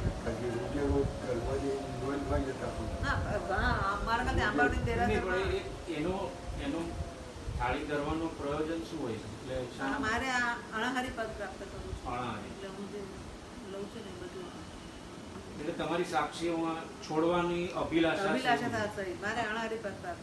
આપણે જો ને પટેલું મૂકીએ છીએ ને નૈવેદ્ય, તો પણ એ બોલે અણહારી પદ મેં કર્યા બીજા દૂર કરી દીધી જી અણહારી પદ.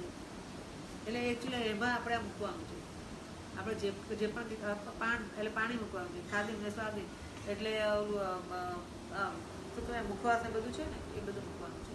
મુખવાસ બી મુકાય, એલચી બધું મુકાય છે ને, એલચી લઈને બધું મૂકવાનું છે. ટૂંકમાં આહાર સંબંધી બધી વસ્તુઓ આવે, એટલે તમે અભક્ષ તો ખાઓ નહીં. જેટલું દેરાસરા મુકાય તો તમે અભક્ષ જે મૂક્યું હોય એટલું જ આપણે વાપરવાનું, એવો નિયમ હોય તો આપણે અભક્ષ કહી શકીએ.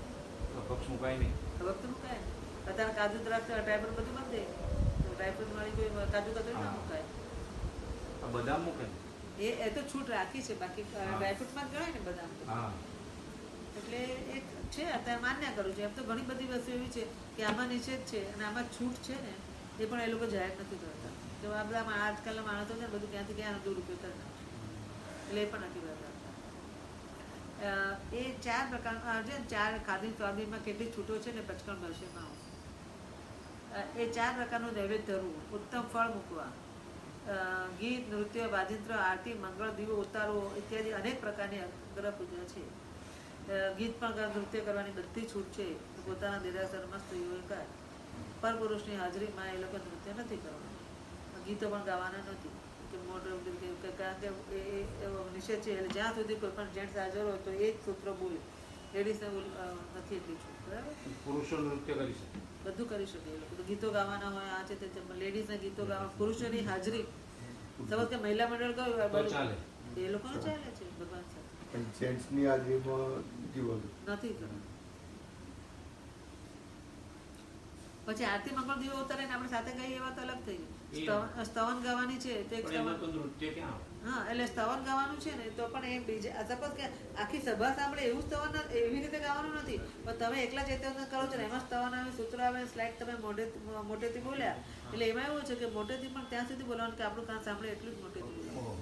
એટલે બીજા બધાને મોટે આગળ કરીને હવે તો ઉપરથી બધા મૂકા થઈ ગયા છે. પહેલા એવું હતું બધા મોટેથી ગાતા હતા, હવે બધા છે ને મનમાં ગાય છે. મોટે ભાગે સંભળાતું નથી તમે સ્તવનો કોઈ ના. આ ઇત્યાદિ અનેક પ્રકારની અગ્ર પૂજા છે. પ્રભુની આગળ ચૈતન્ય વંદન કરવું તે ભાવ પૂજા છે. એટલે અંગ પૂજા, અગ્ર પૂજા અને ભાવ પૂજા જે આપણે આવી જઈએ. અથવા ચંદનાદિ વડે ગંધ, પુષ્પાદિ, વાસક્ષેપ, ધૂપ અને દીપ વડે પૂજા, અથવા કેટલાક આચાર્યોને મતે પુષ્પ, અક્ષત, ગંધ, ધૂપ અને દીપ એ પ્રમાણે 5 પ્રકારની પૂજા ગણાય છે. એટલે આમાં શું છે, પૂજા ઘણા પ્રકારની છે ને, 8 પ્રકાર છે, પંચોપચારી છે, 64 પ્રકારની પૂજા છે, અને અનંત પ્રકારની તમારા જેવા ભાવ થયા ને એવી તમારે અનંત પ્રકારની પૂજા તમે કરી શકો. એટલા માટે ઘર દેરાસર એટલા માટે હોવું જોઈએ કે તમને જે ભાવ થયા તમે ભગવાન આગળ કહી શકો, કરી શકો, બધું કહી શકો. એટલા માટે ઘર દેરાસર એટલા માટે હોવું જોઈએ. અથવા પુષ્પ, અક્ષર, ગંધ, દીપ, ધૂપ, નૈવેદ્ય, ફળ, જળ એ પ્રમાણે 8 પ્રકારની પૂજા ગણાય છે. પૂજા યોગ્ય સર્વ પ્રકારની ઉત્તમ વસ્તુઓ વડે પૂજા કરવી.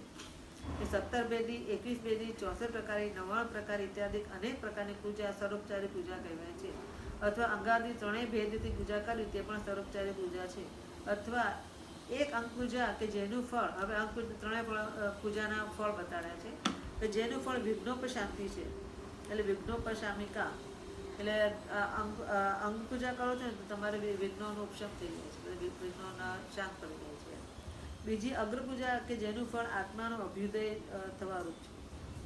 અગ્રપૂજા ધૂપ દીપ અક્ષર નૈવેદ્ય ફળથી, તેથી તે અભ્યુદય સાધની. અને ત્રીજી જેનું ફળ મોક્ષ છે તે નિવૃત્તિકારિણી ભાવ પૂજા. એ રીતે પણ 3 પ્રકારની પૂજા અંગ પૂજા આદિના ફળરૂપ ગણાય છે.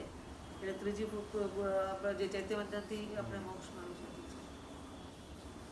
અહીં ઉપચાર શબ્દનો અર્થ પૂજા કરવાના સાધનોનો પ્રકાર સમજવો. 5 દ્રવ્ય વડે કરવામાં આવતા પૂજાના પ્રકારો જેમાં હોય તે પંચોપચારિક પૂજા ગણાય વગેરે. હવે અવસ્થાત્રિક 3 અવસ્થાઓ. ભાવિજવત તિયમ પિંડતપાયત રૂવરયત્તમ ચૌમત કેવલિત્તમ સિદ્ધતમ ચેવતસ્સત્તો. પિંડસ્થપણું, પદસ્થપણું અને રૂપરહિતપણું એ 3 અવસ્થા ભાવિક, અને છદ્મસ્થપણું, કેવલીપણું અને સિદ્ધપણું તેનો અર્થ છે. પિંડસ્થ અવસ્થા એટલે પિંડ એટલે તીર્થંકર ભગવાનનો તીર્થંકર પદવી પામ્યા પહેલાનો છદ્મસ્થ દેહ. તીર્થંકર થયા એટલે જન્મ્યા ત્યારથી તે હજી કેવળ જ્ઞાન ન પામે ને ત્યાં સુધી. કારણ કે છદ્મસ્થ એટલે ભૂલ થવાનો સંભવ છે. હવે કેવળ જ્ઞાન પહેલા ભલે મન પરજ્ઞાન દીક્ષા લીધી ત્યારથી મન પરજ્ઞાન તો થઈ ગયું, છતાં પણ કેવળ જ્ઞાન પામ્યા પછી ભૂલ થવાની છે. મન પરજ્ઞાન ત્યાં સુધી ભૂલ થવાની શક્યતા છે. એટલે કે જન્મથી લઈને સમવસણ તપાય ત્યાર પહેલા સુધીનું દ્રવ્ય તીર્થંકરપણું તેમાં સ્થ રહેલી અવસ્થા છે. પિંડસ્થ સ્થ એટલે અવસ્થા, તે પિંડસ્થપણાની અવસ્થા એટલે છદ્મસ્થ અવસ્થા 3 પ્રકારની છે. એવા છદ્મસ્થમાં 3 પ્રકાર છે: જન્મ અવસ્થા, રાજ્ય અવસ્થા અને શ્રમણ અવસ્થા. જન્મ્યા એ પણ પછી રાજ્ય બધા રાજ ચલાવે છે, બધા તીર્થંકર ક્ષત્રિય રાજા હોય, ચક્રવર્તી હોય છે. ત્રીજી દીક્ષા લીધા પછી એ શ્રમણ અવસ્થા. આ 3 અવસ્થામાં ભગવાન છદ્મસ્થ અસર્વજ્ઞ સાક્ષાત તીર્થંકર પદવી રહિત હોય છે. માટે પિંડસ્થપણાની અવસ્થાનો અર્થ છદ્મસ્થપણાની અવસ્થા કહ્યું છે. પદ એટલે તીર્થંકર પદવી. હવે પિંડસ્થ પછી પદસ્થપણું આવ્યું એટલે તીર્થંકર પદવી. પ્રભુ જ્યારે કેવળ જ્ઞાન પામે છે ત્યારે તે પદવી સ્પષ્ટ પ્રગટ થાય છે. પરમ પવિત્ર તીર્થંકર નામ કર્મના ઉદયના પ્રભાવથી ઇન્દ્રો તથા દેવો આવે છે, સમાવસન રચે છે. તેમાં બેસીને પ્રભુ દેશના ઉપદેશ આપે છે. દેશના સમાપ્ત થયા બાદ ગણધર પદવીને યોગ્ય એવા મુનિઓને ત્રિપદી સંભળાવી ગણધર પદે સ્થાપે છે. આમાં તો કેવું છે કે ભગવાન પણ કેટલો આનો ગણધરનો પણ વિનય કરે છે. એક તો ગણધર વખત માટે ભગવાન ચાલીને વિહાર કરીને કેટલા જાય છે, શાસ્ત્રની સ્થાપના નથી થઈ ત્યારે, બરાબર. અને આપણે અહીંયા આગળ હજી પણ વ્યવહારમાં જે એવું જોવા મળે છે કે આચાર્ય ભગવાન કોઈક દીક્ષા આપતા હોય તો બેઠા બેઠા વાસક્ષેપ નાખશું. તીર્થંકર ભગવાન જ્યારે ગણધર બધા ઊભા હોય ને ત્યારે પોતે પોતાના આસન ઊભા થઈ અને બધા પર વાસક્ષેપ નાખે છે ગણધર. એટલે કારણ કે એમનાથી શાસન ચાલવાનું છે. એટલે એ વખતે ભગવાન પણ ગણધર ભગવાનનો વિનય બેઠા બેઠા નહીં ઊભા થઈને દેશના સમાપ્ત થયા બાદ ગણધર પદવીને યોગ્ય એવા મુનિઓને ત્રિપદી સંભળાવી ગણધર પદે સ્થાપે છે. તથા પ્રભુની દેશનાથી વૈરાગ્ય પામી ચારિત્ર ગ્રહણ કરેલી સાધ્વીઓમાં મુખ્ય સાધ્વી, દેશવૃત્તિ ગ્રહણ કરેલ શ્રાવકમાં મુખ્ય શ્રાવક તથા મુખ્ય શ્રાવિકા સ્થાપે છે. વગેરે અનેક પ્રકારે તીર્થ પ્રવર્તવાથી પ્રભુ તીર્થંકર કહેવાય છે. તીર્થની સ્થાપના કરે ને એને તીર્થંકર. તે સર્વ કેવળ જ્ઞાન પામ્યા બાદ પ્રથમ સમાવસન વખતે થાય છે. માટે પદસ્થપણું એટલે કેવલીપણું એવો અર્થ કરેલ છે. તે પદસ્થપણું કેવલીપણું તીર્થંકર પદયુક્તનું નિર્વાણ સમય સુધીનું જાણ. છેક સુધી ભગવાન તો રહેવાનું જ છે. ત્રીજી, પ્રભુ જ્યારે નિર્વાણ પામી સિદ્ધ થાય છે ત્યારે રૂપ એટલે શરીર રહેતું નથી, પરંતુ કેવળ આત્મા જ રહે છે. શુદ્ધ આત્મા હોવાથી રૂપાતીત અવસ્થાપણું એટલે સિદ્ધપણું એવો અર્થ કરેલ છે. હવે તો રૂપાતીત પણ રૂપને પણ ઓળંગી ગયા. રૂપાતીત પણ એટલે શરીર જ નથી.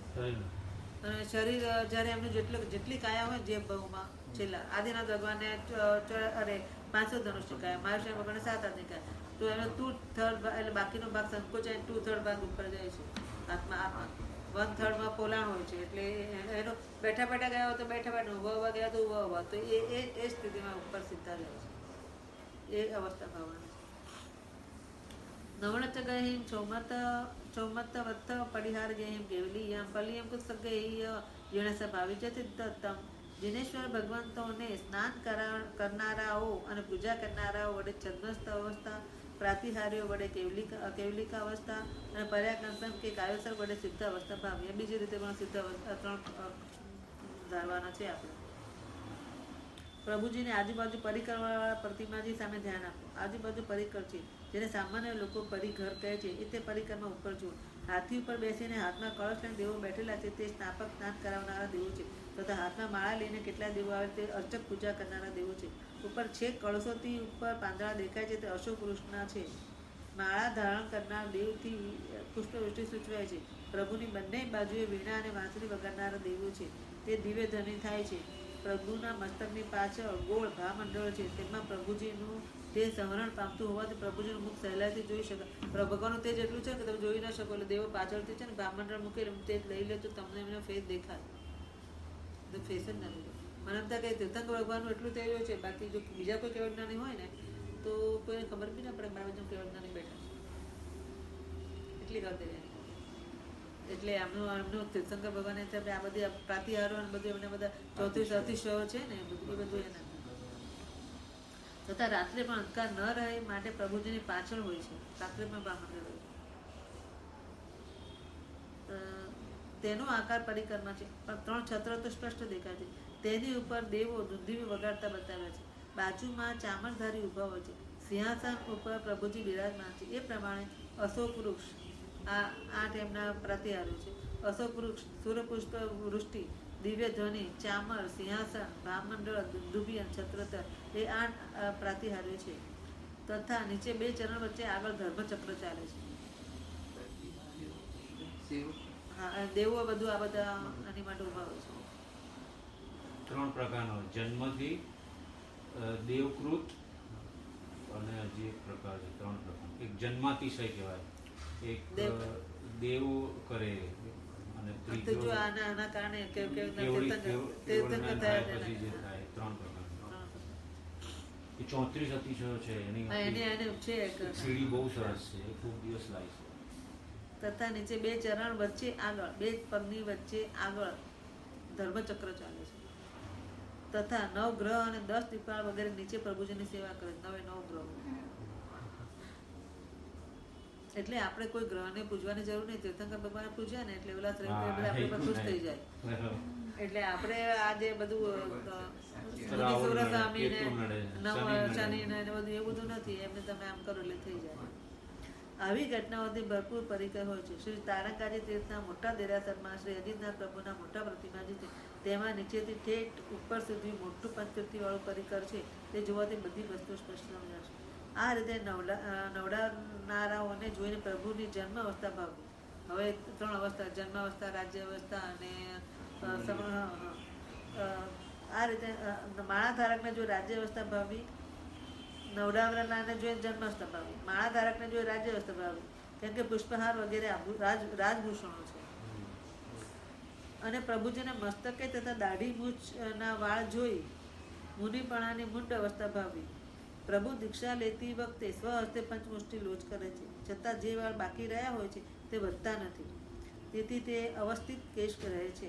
અને પ્રતિમાજી ઉપર કેશ તથા શિખાના આકાર હોય છે, તે આ અવસ્થિત કેશની અપેક્ષા હોય છે. તેથી કેશોની વૃદ્ધિના અભાવરૂપ કેશનો અભાવ અહીં ભાવવાનો છે. એટલે તીર્થંકર ભગવાને અતિશયમાં એક અતિશય એવો છે ને કે એમના હાથ પગના નખ અને વાળ છે ને વધે નહીં. જે વખતે છેલ્લે દીક્ષા લીધી એ વખતે જેટલા હોય ને એટલા જ રહે. 8 પ્રાતિહાર્યોને જે પ્રભુની કેવલિક તીર્થંકરપણાની અવસ્થા ભાવી.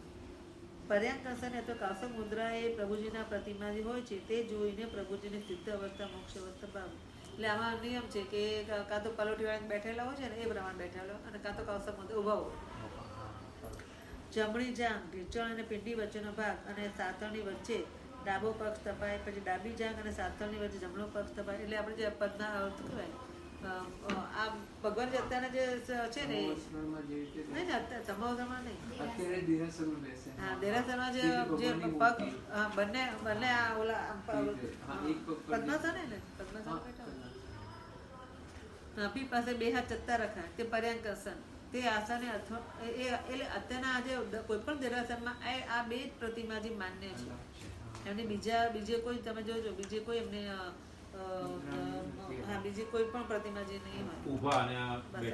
એ જ માન્ય શાસ્ત્રકારો એમનું તો બધું જ પૂજ્ય છે, પણ ખાલી એક ઓલા કરવા માટે આટલું કર્યું છે કે આ 2 જ મુદ્રાઓ રાખી છે. અને ઇવન તમે આને સમાસમાં બેઠેલા હોય અને એમનો એક પગ નીચે હોય ને તો તમે એની પૂજા ના કરી શકો. આ અહીંયા શું ધાકડીમાં અલગ મુદ્રાની આ બે ત્રીજી મુદ્રા. ત્રીજી મુદ્રા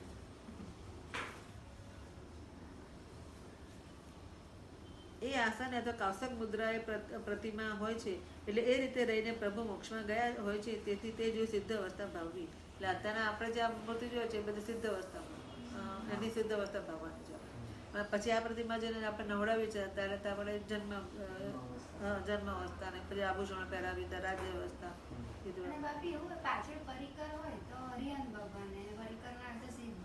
ના સિદ્ધ ભગવાન તો એવું નથી.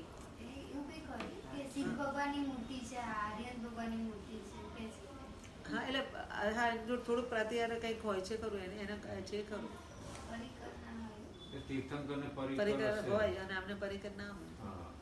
અને બીજું ધજાપતિ પણ ખબર પડે છે કે વચ્ચે જે વ્હાઈટ હોય ને ધજામાં કેવું છે આજુબાજુ લાલ ને વચ્ચે વ્હાઈટ તો એ અરિયન પરમાન તીર્થંકર ભગવાન છે. અને કોઈ જગ્યાએ સિદ્ધ ભગવાનની પ્રતિમા જે હોય માની લો કે બાહુબલી તો પછી વચ્ચે લાલ પૂજા એટલે ધજામાં આજુબાજુ વ્હાઈટ વચ્ચે લાલ તો દૂરથી ખબર પડે કે આ કોની દેરાસર છે.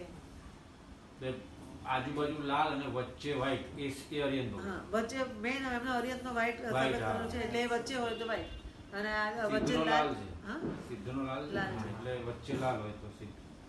એને ખાલી એ અપેક્ષા એટલે વર્તમાનની અપેક્ષા નહીં કારણ કે અત્યારે સ્વામી ભગવાન છે તો એ વર્તમાન સિદ્ધ છે તો એ સિદ્ધ નહીં એ નહીં સિદ્ધની પદવી કરતા જો ઉપર સિદ્ધ મોક્ષમાં કે સિદ્ધ અવસ્થામાં તો ત્યાં તો કેવું છે કે પછી તો કેવા જ્ઞાની હોય તીર્થંકર ભગવાન હોય કે સામાન્ય કેવું કોઈ બધા સરખા છે. આપણા માટે આ ખાલી આ બધું જે છે ને 14 રાજલોકની અપેક્ષા એ પદવીઓનું મહત્વ છે પણ ત્યાં તો બધા તમારે લેવું હોય તો અત્યારે સિમંદર સ્વામી આદિ લઈ શકાય એટલે એ વાત સાચી મહાવીર સ્વામી અત્યારે સિદ્ધ કહેવાય પણ આપણે એમના શાસનમાં છીએ તો હી વોઝ અરિયન. તો અરિયન એટલે સિમંદર સ્વામી ભગવાન અને મહાવીર સ્વામી ભગવાન બંનેનું જે દેરાસર હોય એમાં વચ્ચે સફેદ કલર જ ઓકે. અને જો બાહુબલીજીની પ્રતિમા જો કોઈ દેરાસરમાં હોય મુખ્ય તો વચ્ચે લાલ એ રીતે.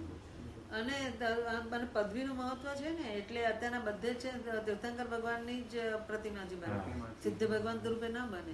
આજુબાજુ કદાચ ક્યાંક હોય બાકી મુખ્ય તો ના મૂળ નાયક તો ના હોય.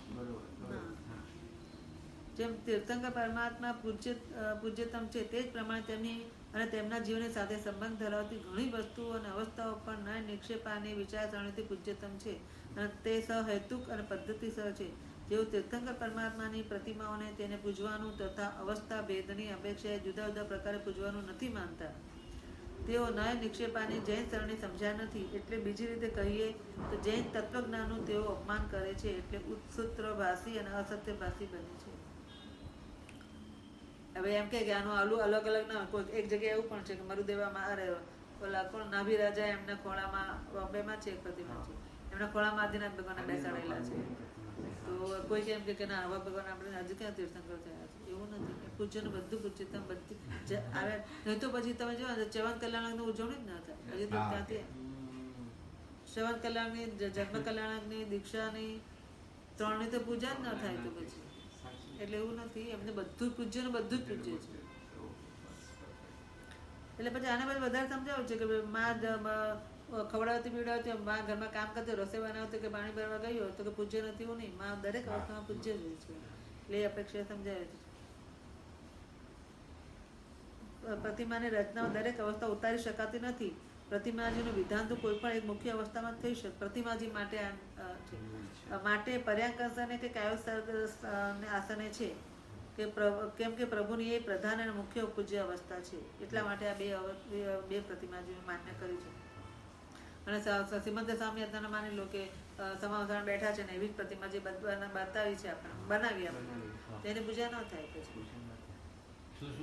સિમંદર સ્વામી સમોસણમાં બેઠા છે એક જમણો પગ નીચે રાખીને એની પૂજા ન થાય તો આપણે લેડીઝ કેવી રીતે થાય કારણ કે એ અવસ્થા તો આપણે સાધુપણું તો ખરું ને એટલે એમ પણ પૂજા નથી થતી. તો અમે અમારી રીતે વિચારીએ તો એમ કે સાધુ તે તો કેવી રીતે એમને સ્પર્શ જ કેવી રીતે કરાય એ ભાવ જ ના આવી શકે.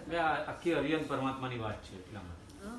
બાકી એમનું પૂજ્ય બધું છે, ભાવથી બધું પૂજ્ય છે. દર્શનીય પ્રતિમાજી પણ એવા ના બની શકે. ના, દર્શનીય પ્રતિમાજી બની શકે ને, તો બનાવે તો હશે ને, ફોટામાં તો બને છે ને. ગોદોહનમાં કેવળ બને. હા છે, એટલે એ બધી પ્રતિમાજી બને છે, બધે બને છે. એટલે એ બધી પૂજ્ય તો છે જ, પૂજ્ય કરી છે. પણ એની પૂજા નથી થતી, દર્શનીય છે. અહીંયા અરિયંતની વાત મુખ્યતા એ છે. બાકી બધું યુ કેન ડુ. સિદ્ધને બી નમો સિદ્ધાણ નમો આયર્યણ. અહીંયા આ વાત આખી ચૈત્યવંદનની અરિયંત પરમાત્માની છે એટલા માટે. હવે એક જણા પ્રશ્ન કરો, પ્રભુની તે અવસ્થા ધ્યાનમાં આરોપ્યા બાદ તે સંબંધી ભાવના શી રીતે ભાવવી? પછી ઉત્તર, શ્રી પ્રવચન સારંધાની વૃત્તિમાં કહ્યું છે કે હસ્તી, અશ્વ, સ્ત્રીઓ આદિ મહાવૈભવ અને સુખવાળું સામ્રાજ્ય પણ છોડીને જે પ્રભુએ નિસંગપણું અંગીકાર કર્યું હતું એવા અચિંત્ય મહિમાવાળા જગત પ્રભુનું દર્શન મહાપુરુષાળી જીવો જ પામી શકે છે. તેમજ શ્રવણાવસ્થા પ્રભુ શત્રુ મિત્રોમાં સમાન બુદ્ધિવાળા, ચાર જ્ઞાનવાળા, તૃણમણી તથા સુવર્ણ અને પત્તરમાં સમાન દ્રષ્ટિવાળા, નિયાળા રહિત વિચિત્ર તપસ્યાઓ કરતા નિસંગપણે વિહાર કરતા હતા તે ત્રણ જગતના નાથનું દર્શન ઉત્તમ પુણ્યશાળી જીવોને જ થાય છે. એટલે આ બધી ભાવના આ રીતે કે આ કરવાની છે. ઇત્યાદિ ભાવાર્થ પ્રમાણે પ્રભુની છદ્મસ્તવ ભાવવી. છદ્મસ્તવતા કેવી રીતે ભાવવાની? તો કેવી રીતે ભાવવાની? આટલું બધું છોડીને પણ નીકળી ગયા છે.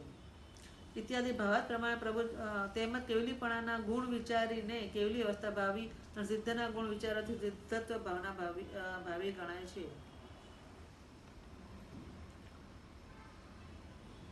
હવે ઉડ્ડાહોતિરિયાણમથી દિશાણ નિરીક્ષણ ચૈજ હવા પશ્ચિમ દાયણ વામાણ જીર્ણ મોહનથ દિઠ્ઠી જુઓ. જીનેશ્વર ભગવંતના મુખ ઉપર દ્રષ્ટિ સ્થાપીને ઉપર, નીચે અને આજુબાજુ અથવા પાછળ, જમણી અને ડાબી એ ત્રણ દિશાઓ તરફ જોવાનો ત્યાગ કરવો. હવે તમે એમની સાથે આમ ભાવથી જોડાણ કરીએ છીએ તો તમને આજુબાજુ વાળું કેવી રીતે દેખાય, ઉપર નીચેનું, આજુબાજુનું, પાછળનું, એટલે ક્યાંય જોવાનું જ નથી. એક અને આમ બી આપણે માની લો આપણે વાત કરીએ છીએ તો હું તારી સામે જોઈને વાત કરીશ ને, કે પછી હું આપણે આમની સામે જોઈને કે આની સામે સામાન્ય મનુષ્યપણામાં બી આવું કરીએ તો સામે કોણ બેઠા? ઇન્સલ્ટ લાગે ને, તમે એનો નેગ્લેક્ટ કરીએ છીએ એવું થાય આપણને. પેલું એ કહેવાય ઉપેક્ષા. Looking to London, talking two Tokyo. હવે તમારી જોડે વાત કરતો હું આમ એટલે એ તો બહુ કોમન સેન્સ છે. અને તમારે ભગવાન સાથે જોડાણ કરવું છે તો તમે આડાવાળા વાતો કરો છો, એમના ગુણ એટલે આપણે ઘણી વાર ને બધું બોલતા હોય છે ને ત્યારે તમારું ચિત્ત કે માની લો કે આજુબાજુ નથી જોતા પણ ચિત્ત પણ ત્યાં ચોંટાડવાનું છે. હા, તો આપણે કેટલા વિચારો કરી કામના કેટલા વિચારો થઈ જાય એમાં. એટલે પહેલી લેસીમાં તો બધું ઓસીરું ઘર સાથે કોઈ લેવા દેવા જ નથી મારે. એ રીતે કરવાનું. જીનેશ્વર પ્રભુ પ્રતિમાજીની સન્મુખ ચૈત્યવંદન કરતી વખતે પોતાની દ્રષ્ટિ સ્થિર કરવી, પરંતુ તે સિવાય બીજી તરફ એટલે ઉપર નીચે આ બાજુની દિશાએ અથવા પોતાની ડાબી જમણી કે પાંચ દિશાએ પણ જોવું નહીં. ચક્ષુ પણ મનની પેઢે સ્વભાવે ચપળ હોવાથી સ્થિર રહી શકે નહીં, તો પણ બનતા પ્રયત્ને આડું ન જતા પ્રભુ સામે દ્રષ્ટિ રાખવી, જેથી ચૈત્યવંદનના ઉપયોગમાં મનની એકાગ્રતા કાયમ ટકી રહે. જે સ્થાને ચૈત્યવંદન કરવાનું તે સ્થાને કોઈ ત્રસાદી જંતુ ન હણાય. માટે પ્રથમ તે ભૂમિને વસ્ત્રથી પ્રમાજીને સ્વચ્છ જંતુ રહિત કર્યા પછી ચૈત્યવંદન કરવા બેસવું. પૌષધ વ્રત રહિત શ્રાવકે પોતાના ઉત્તરાસન પૂજા કરતી વખતે રાખવા યોગ્ય ખેસના છેડાથી 3 વાર ભૂમિ પ્રમાજીવી. એટલે તમારે ફૂમતાવાળા જ રાખવા પડે. એટલે ચૈત્યવંદનમાં કરીએ આપણે તો એમાં બી ભૂમિ બે ઢીચણ મૂકવાનું, તેમાં ખમાસણા દેવામાં એમાં કટાસણાની જરૂર નહીં. કટાસણા જરૂર નથી. એ ભૂમિને શુદ્ધ કરવી પડે. અનંત નીચે જીવાત પડતી હોય અને હકીકતમાં એટલા માટે પૂજાનું તમે કીધું પૂજાનો પેલો ખેસ એવો હોવો જોઈએ. પેલો ધૂમ કયો? ફૂમતાવાળો. હા, ફૂમતાવાળો. હા, એટલે એનાથી થઈ જાય. અને અમારે લેડીઝને પણ બધી સાડીમાં ફૂમતા હોવા જોઈએ. છેડામાં એટલે હા. અને બીજું એ છે કે જે ખમાસણું દેવાનું છે તમે ખમાસણું દેવાનું છે ને તો એમાં પણ તમારે 17 સંડાસા પૂર્વક ખમાસણું દેવાનું છે. 17 એ સંડાસા પૂર્વક એટલે 17 વખત પ્રમાર્ચના કરવાની છે.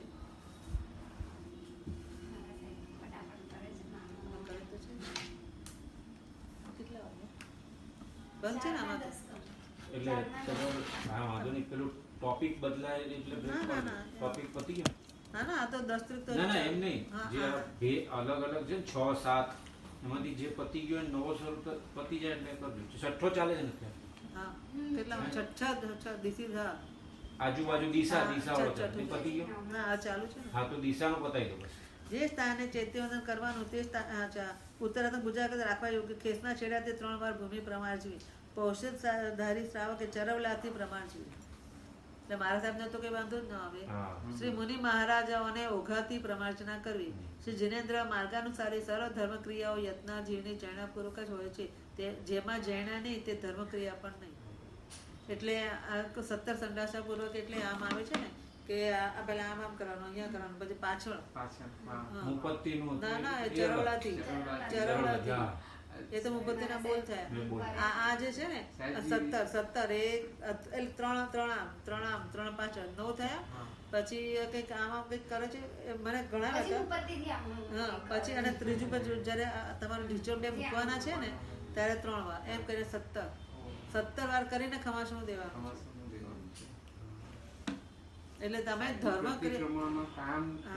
એટલી જાગૃતિ હોવી જોઈએ કે તમે કોઈ જીવની હિંસા કરીને, એટલે આપણે છે ને કોઈ જીવની હિંસા કરીને ધર્મ કરવા જાઓ તો શું ધર્મ તમારો? ઇવન દેરાસર આવવાની ના પાડે પરમાત્મા એમ કે કોઈ હવે વરસાદ પડતો હોય કે આવું કંઈ બી હોય કે કોઈ જીવને ડૂબાઈને મારી જોડે નહીં આવું, મારા દર્શન કરવા નહીં આવું. પ્રમાણ જેના 10 ગણાવેલ છે એટલે તે ક્રમથી અહીં સમજી લેવું. તેમાં ખાસ વિશેષતા કહેવાની ન હોવાથી ખાસ ગાતા આપવામાં આવી નથી. હવે વર્ણાદિક આલંબન ત્રિક મુદ્રા ત્રિક એ આપણે 10 બ્રેક મિનિટ કરી.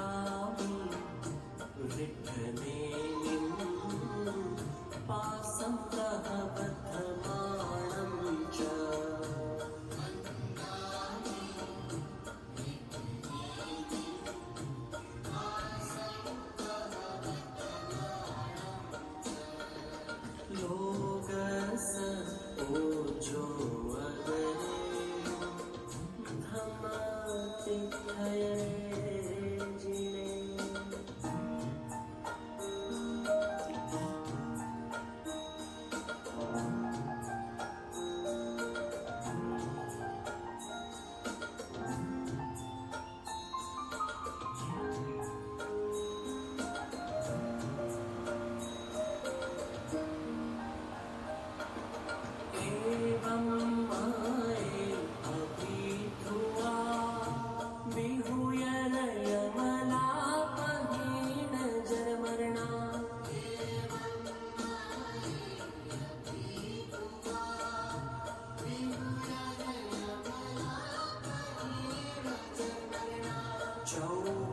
संपे चिनवना तिथयरा में पसियन्तु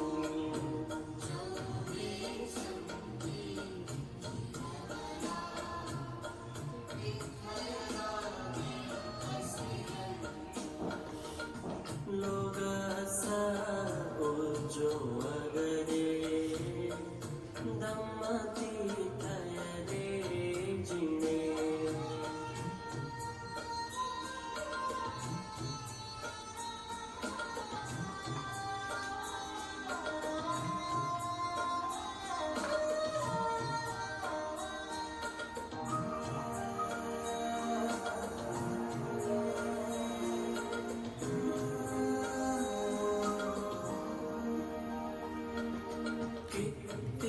वंदीय महिया जे लोक उत्तमा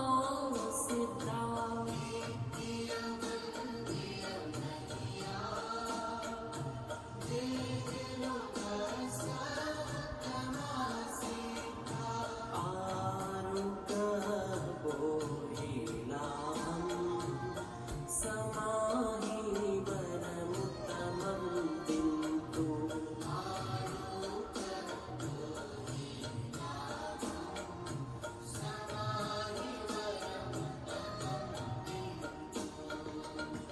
लोग जो अगरे धम्मते खयरे जिने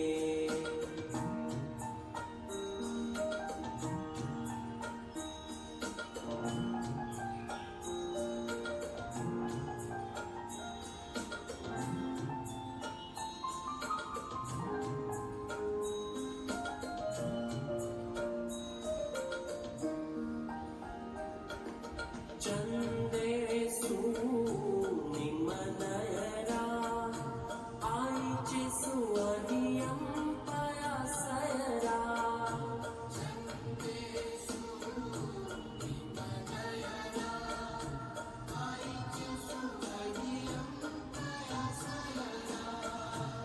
सागर भर गंभीरा सिद्धा सिद्धिं मम दिसन्तु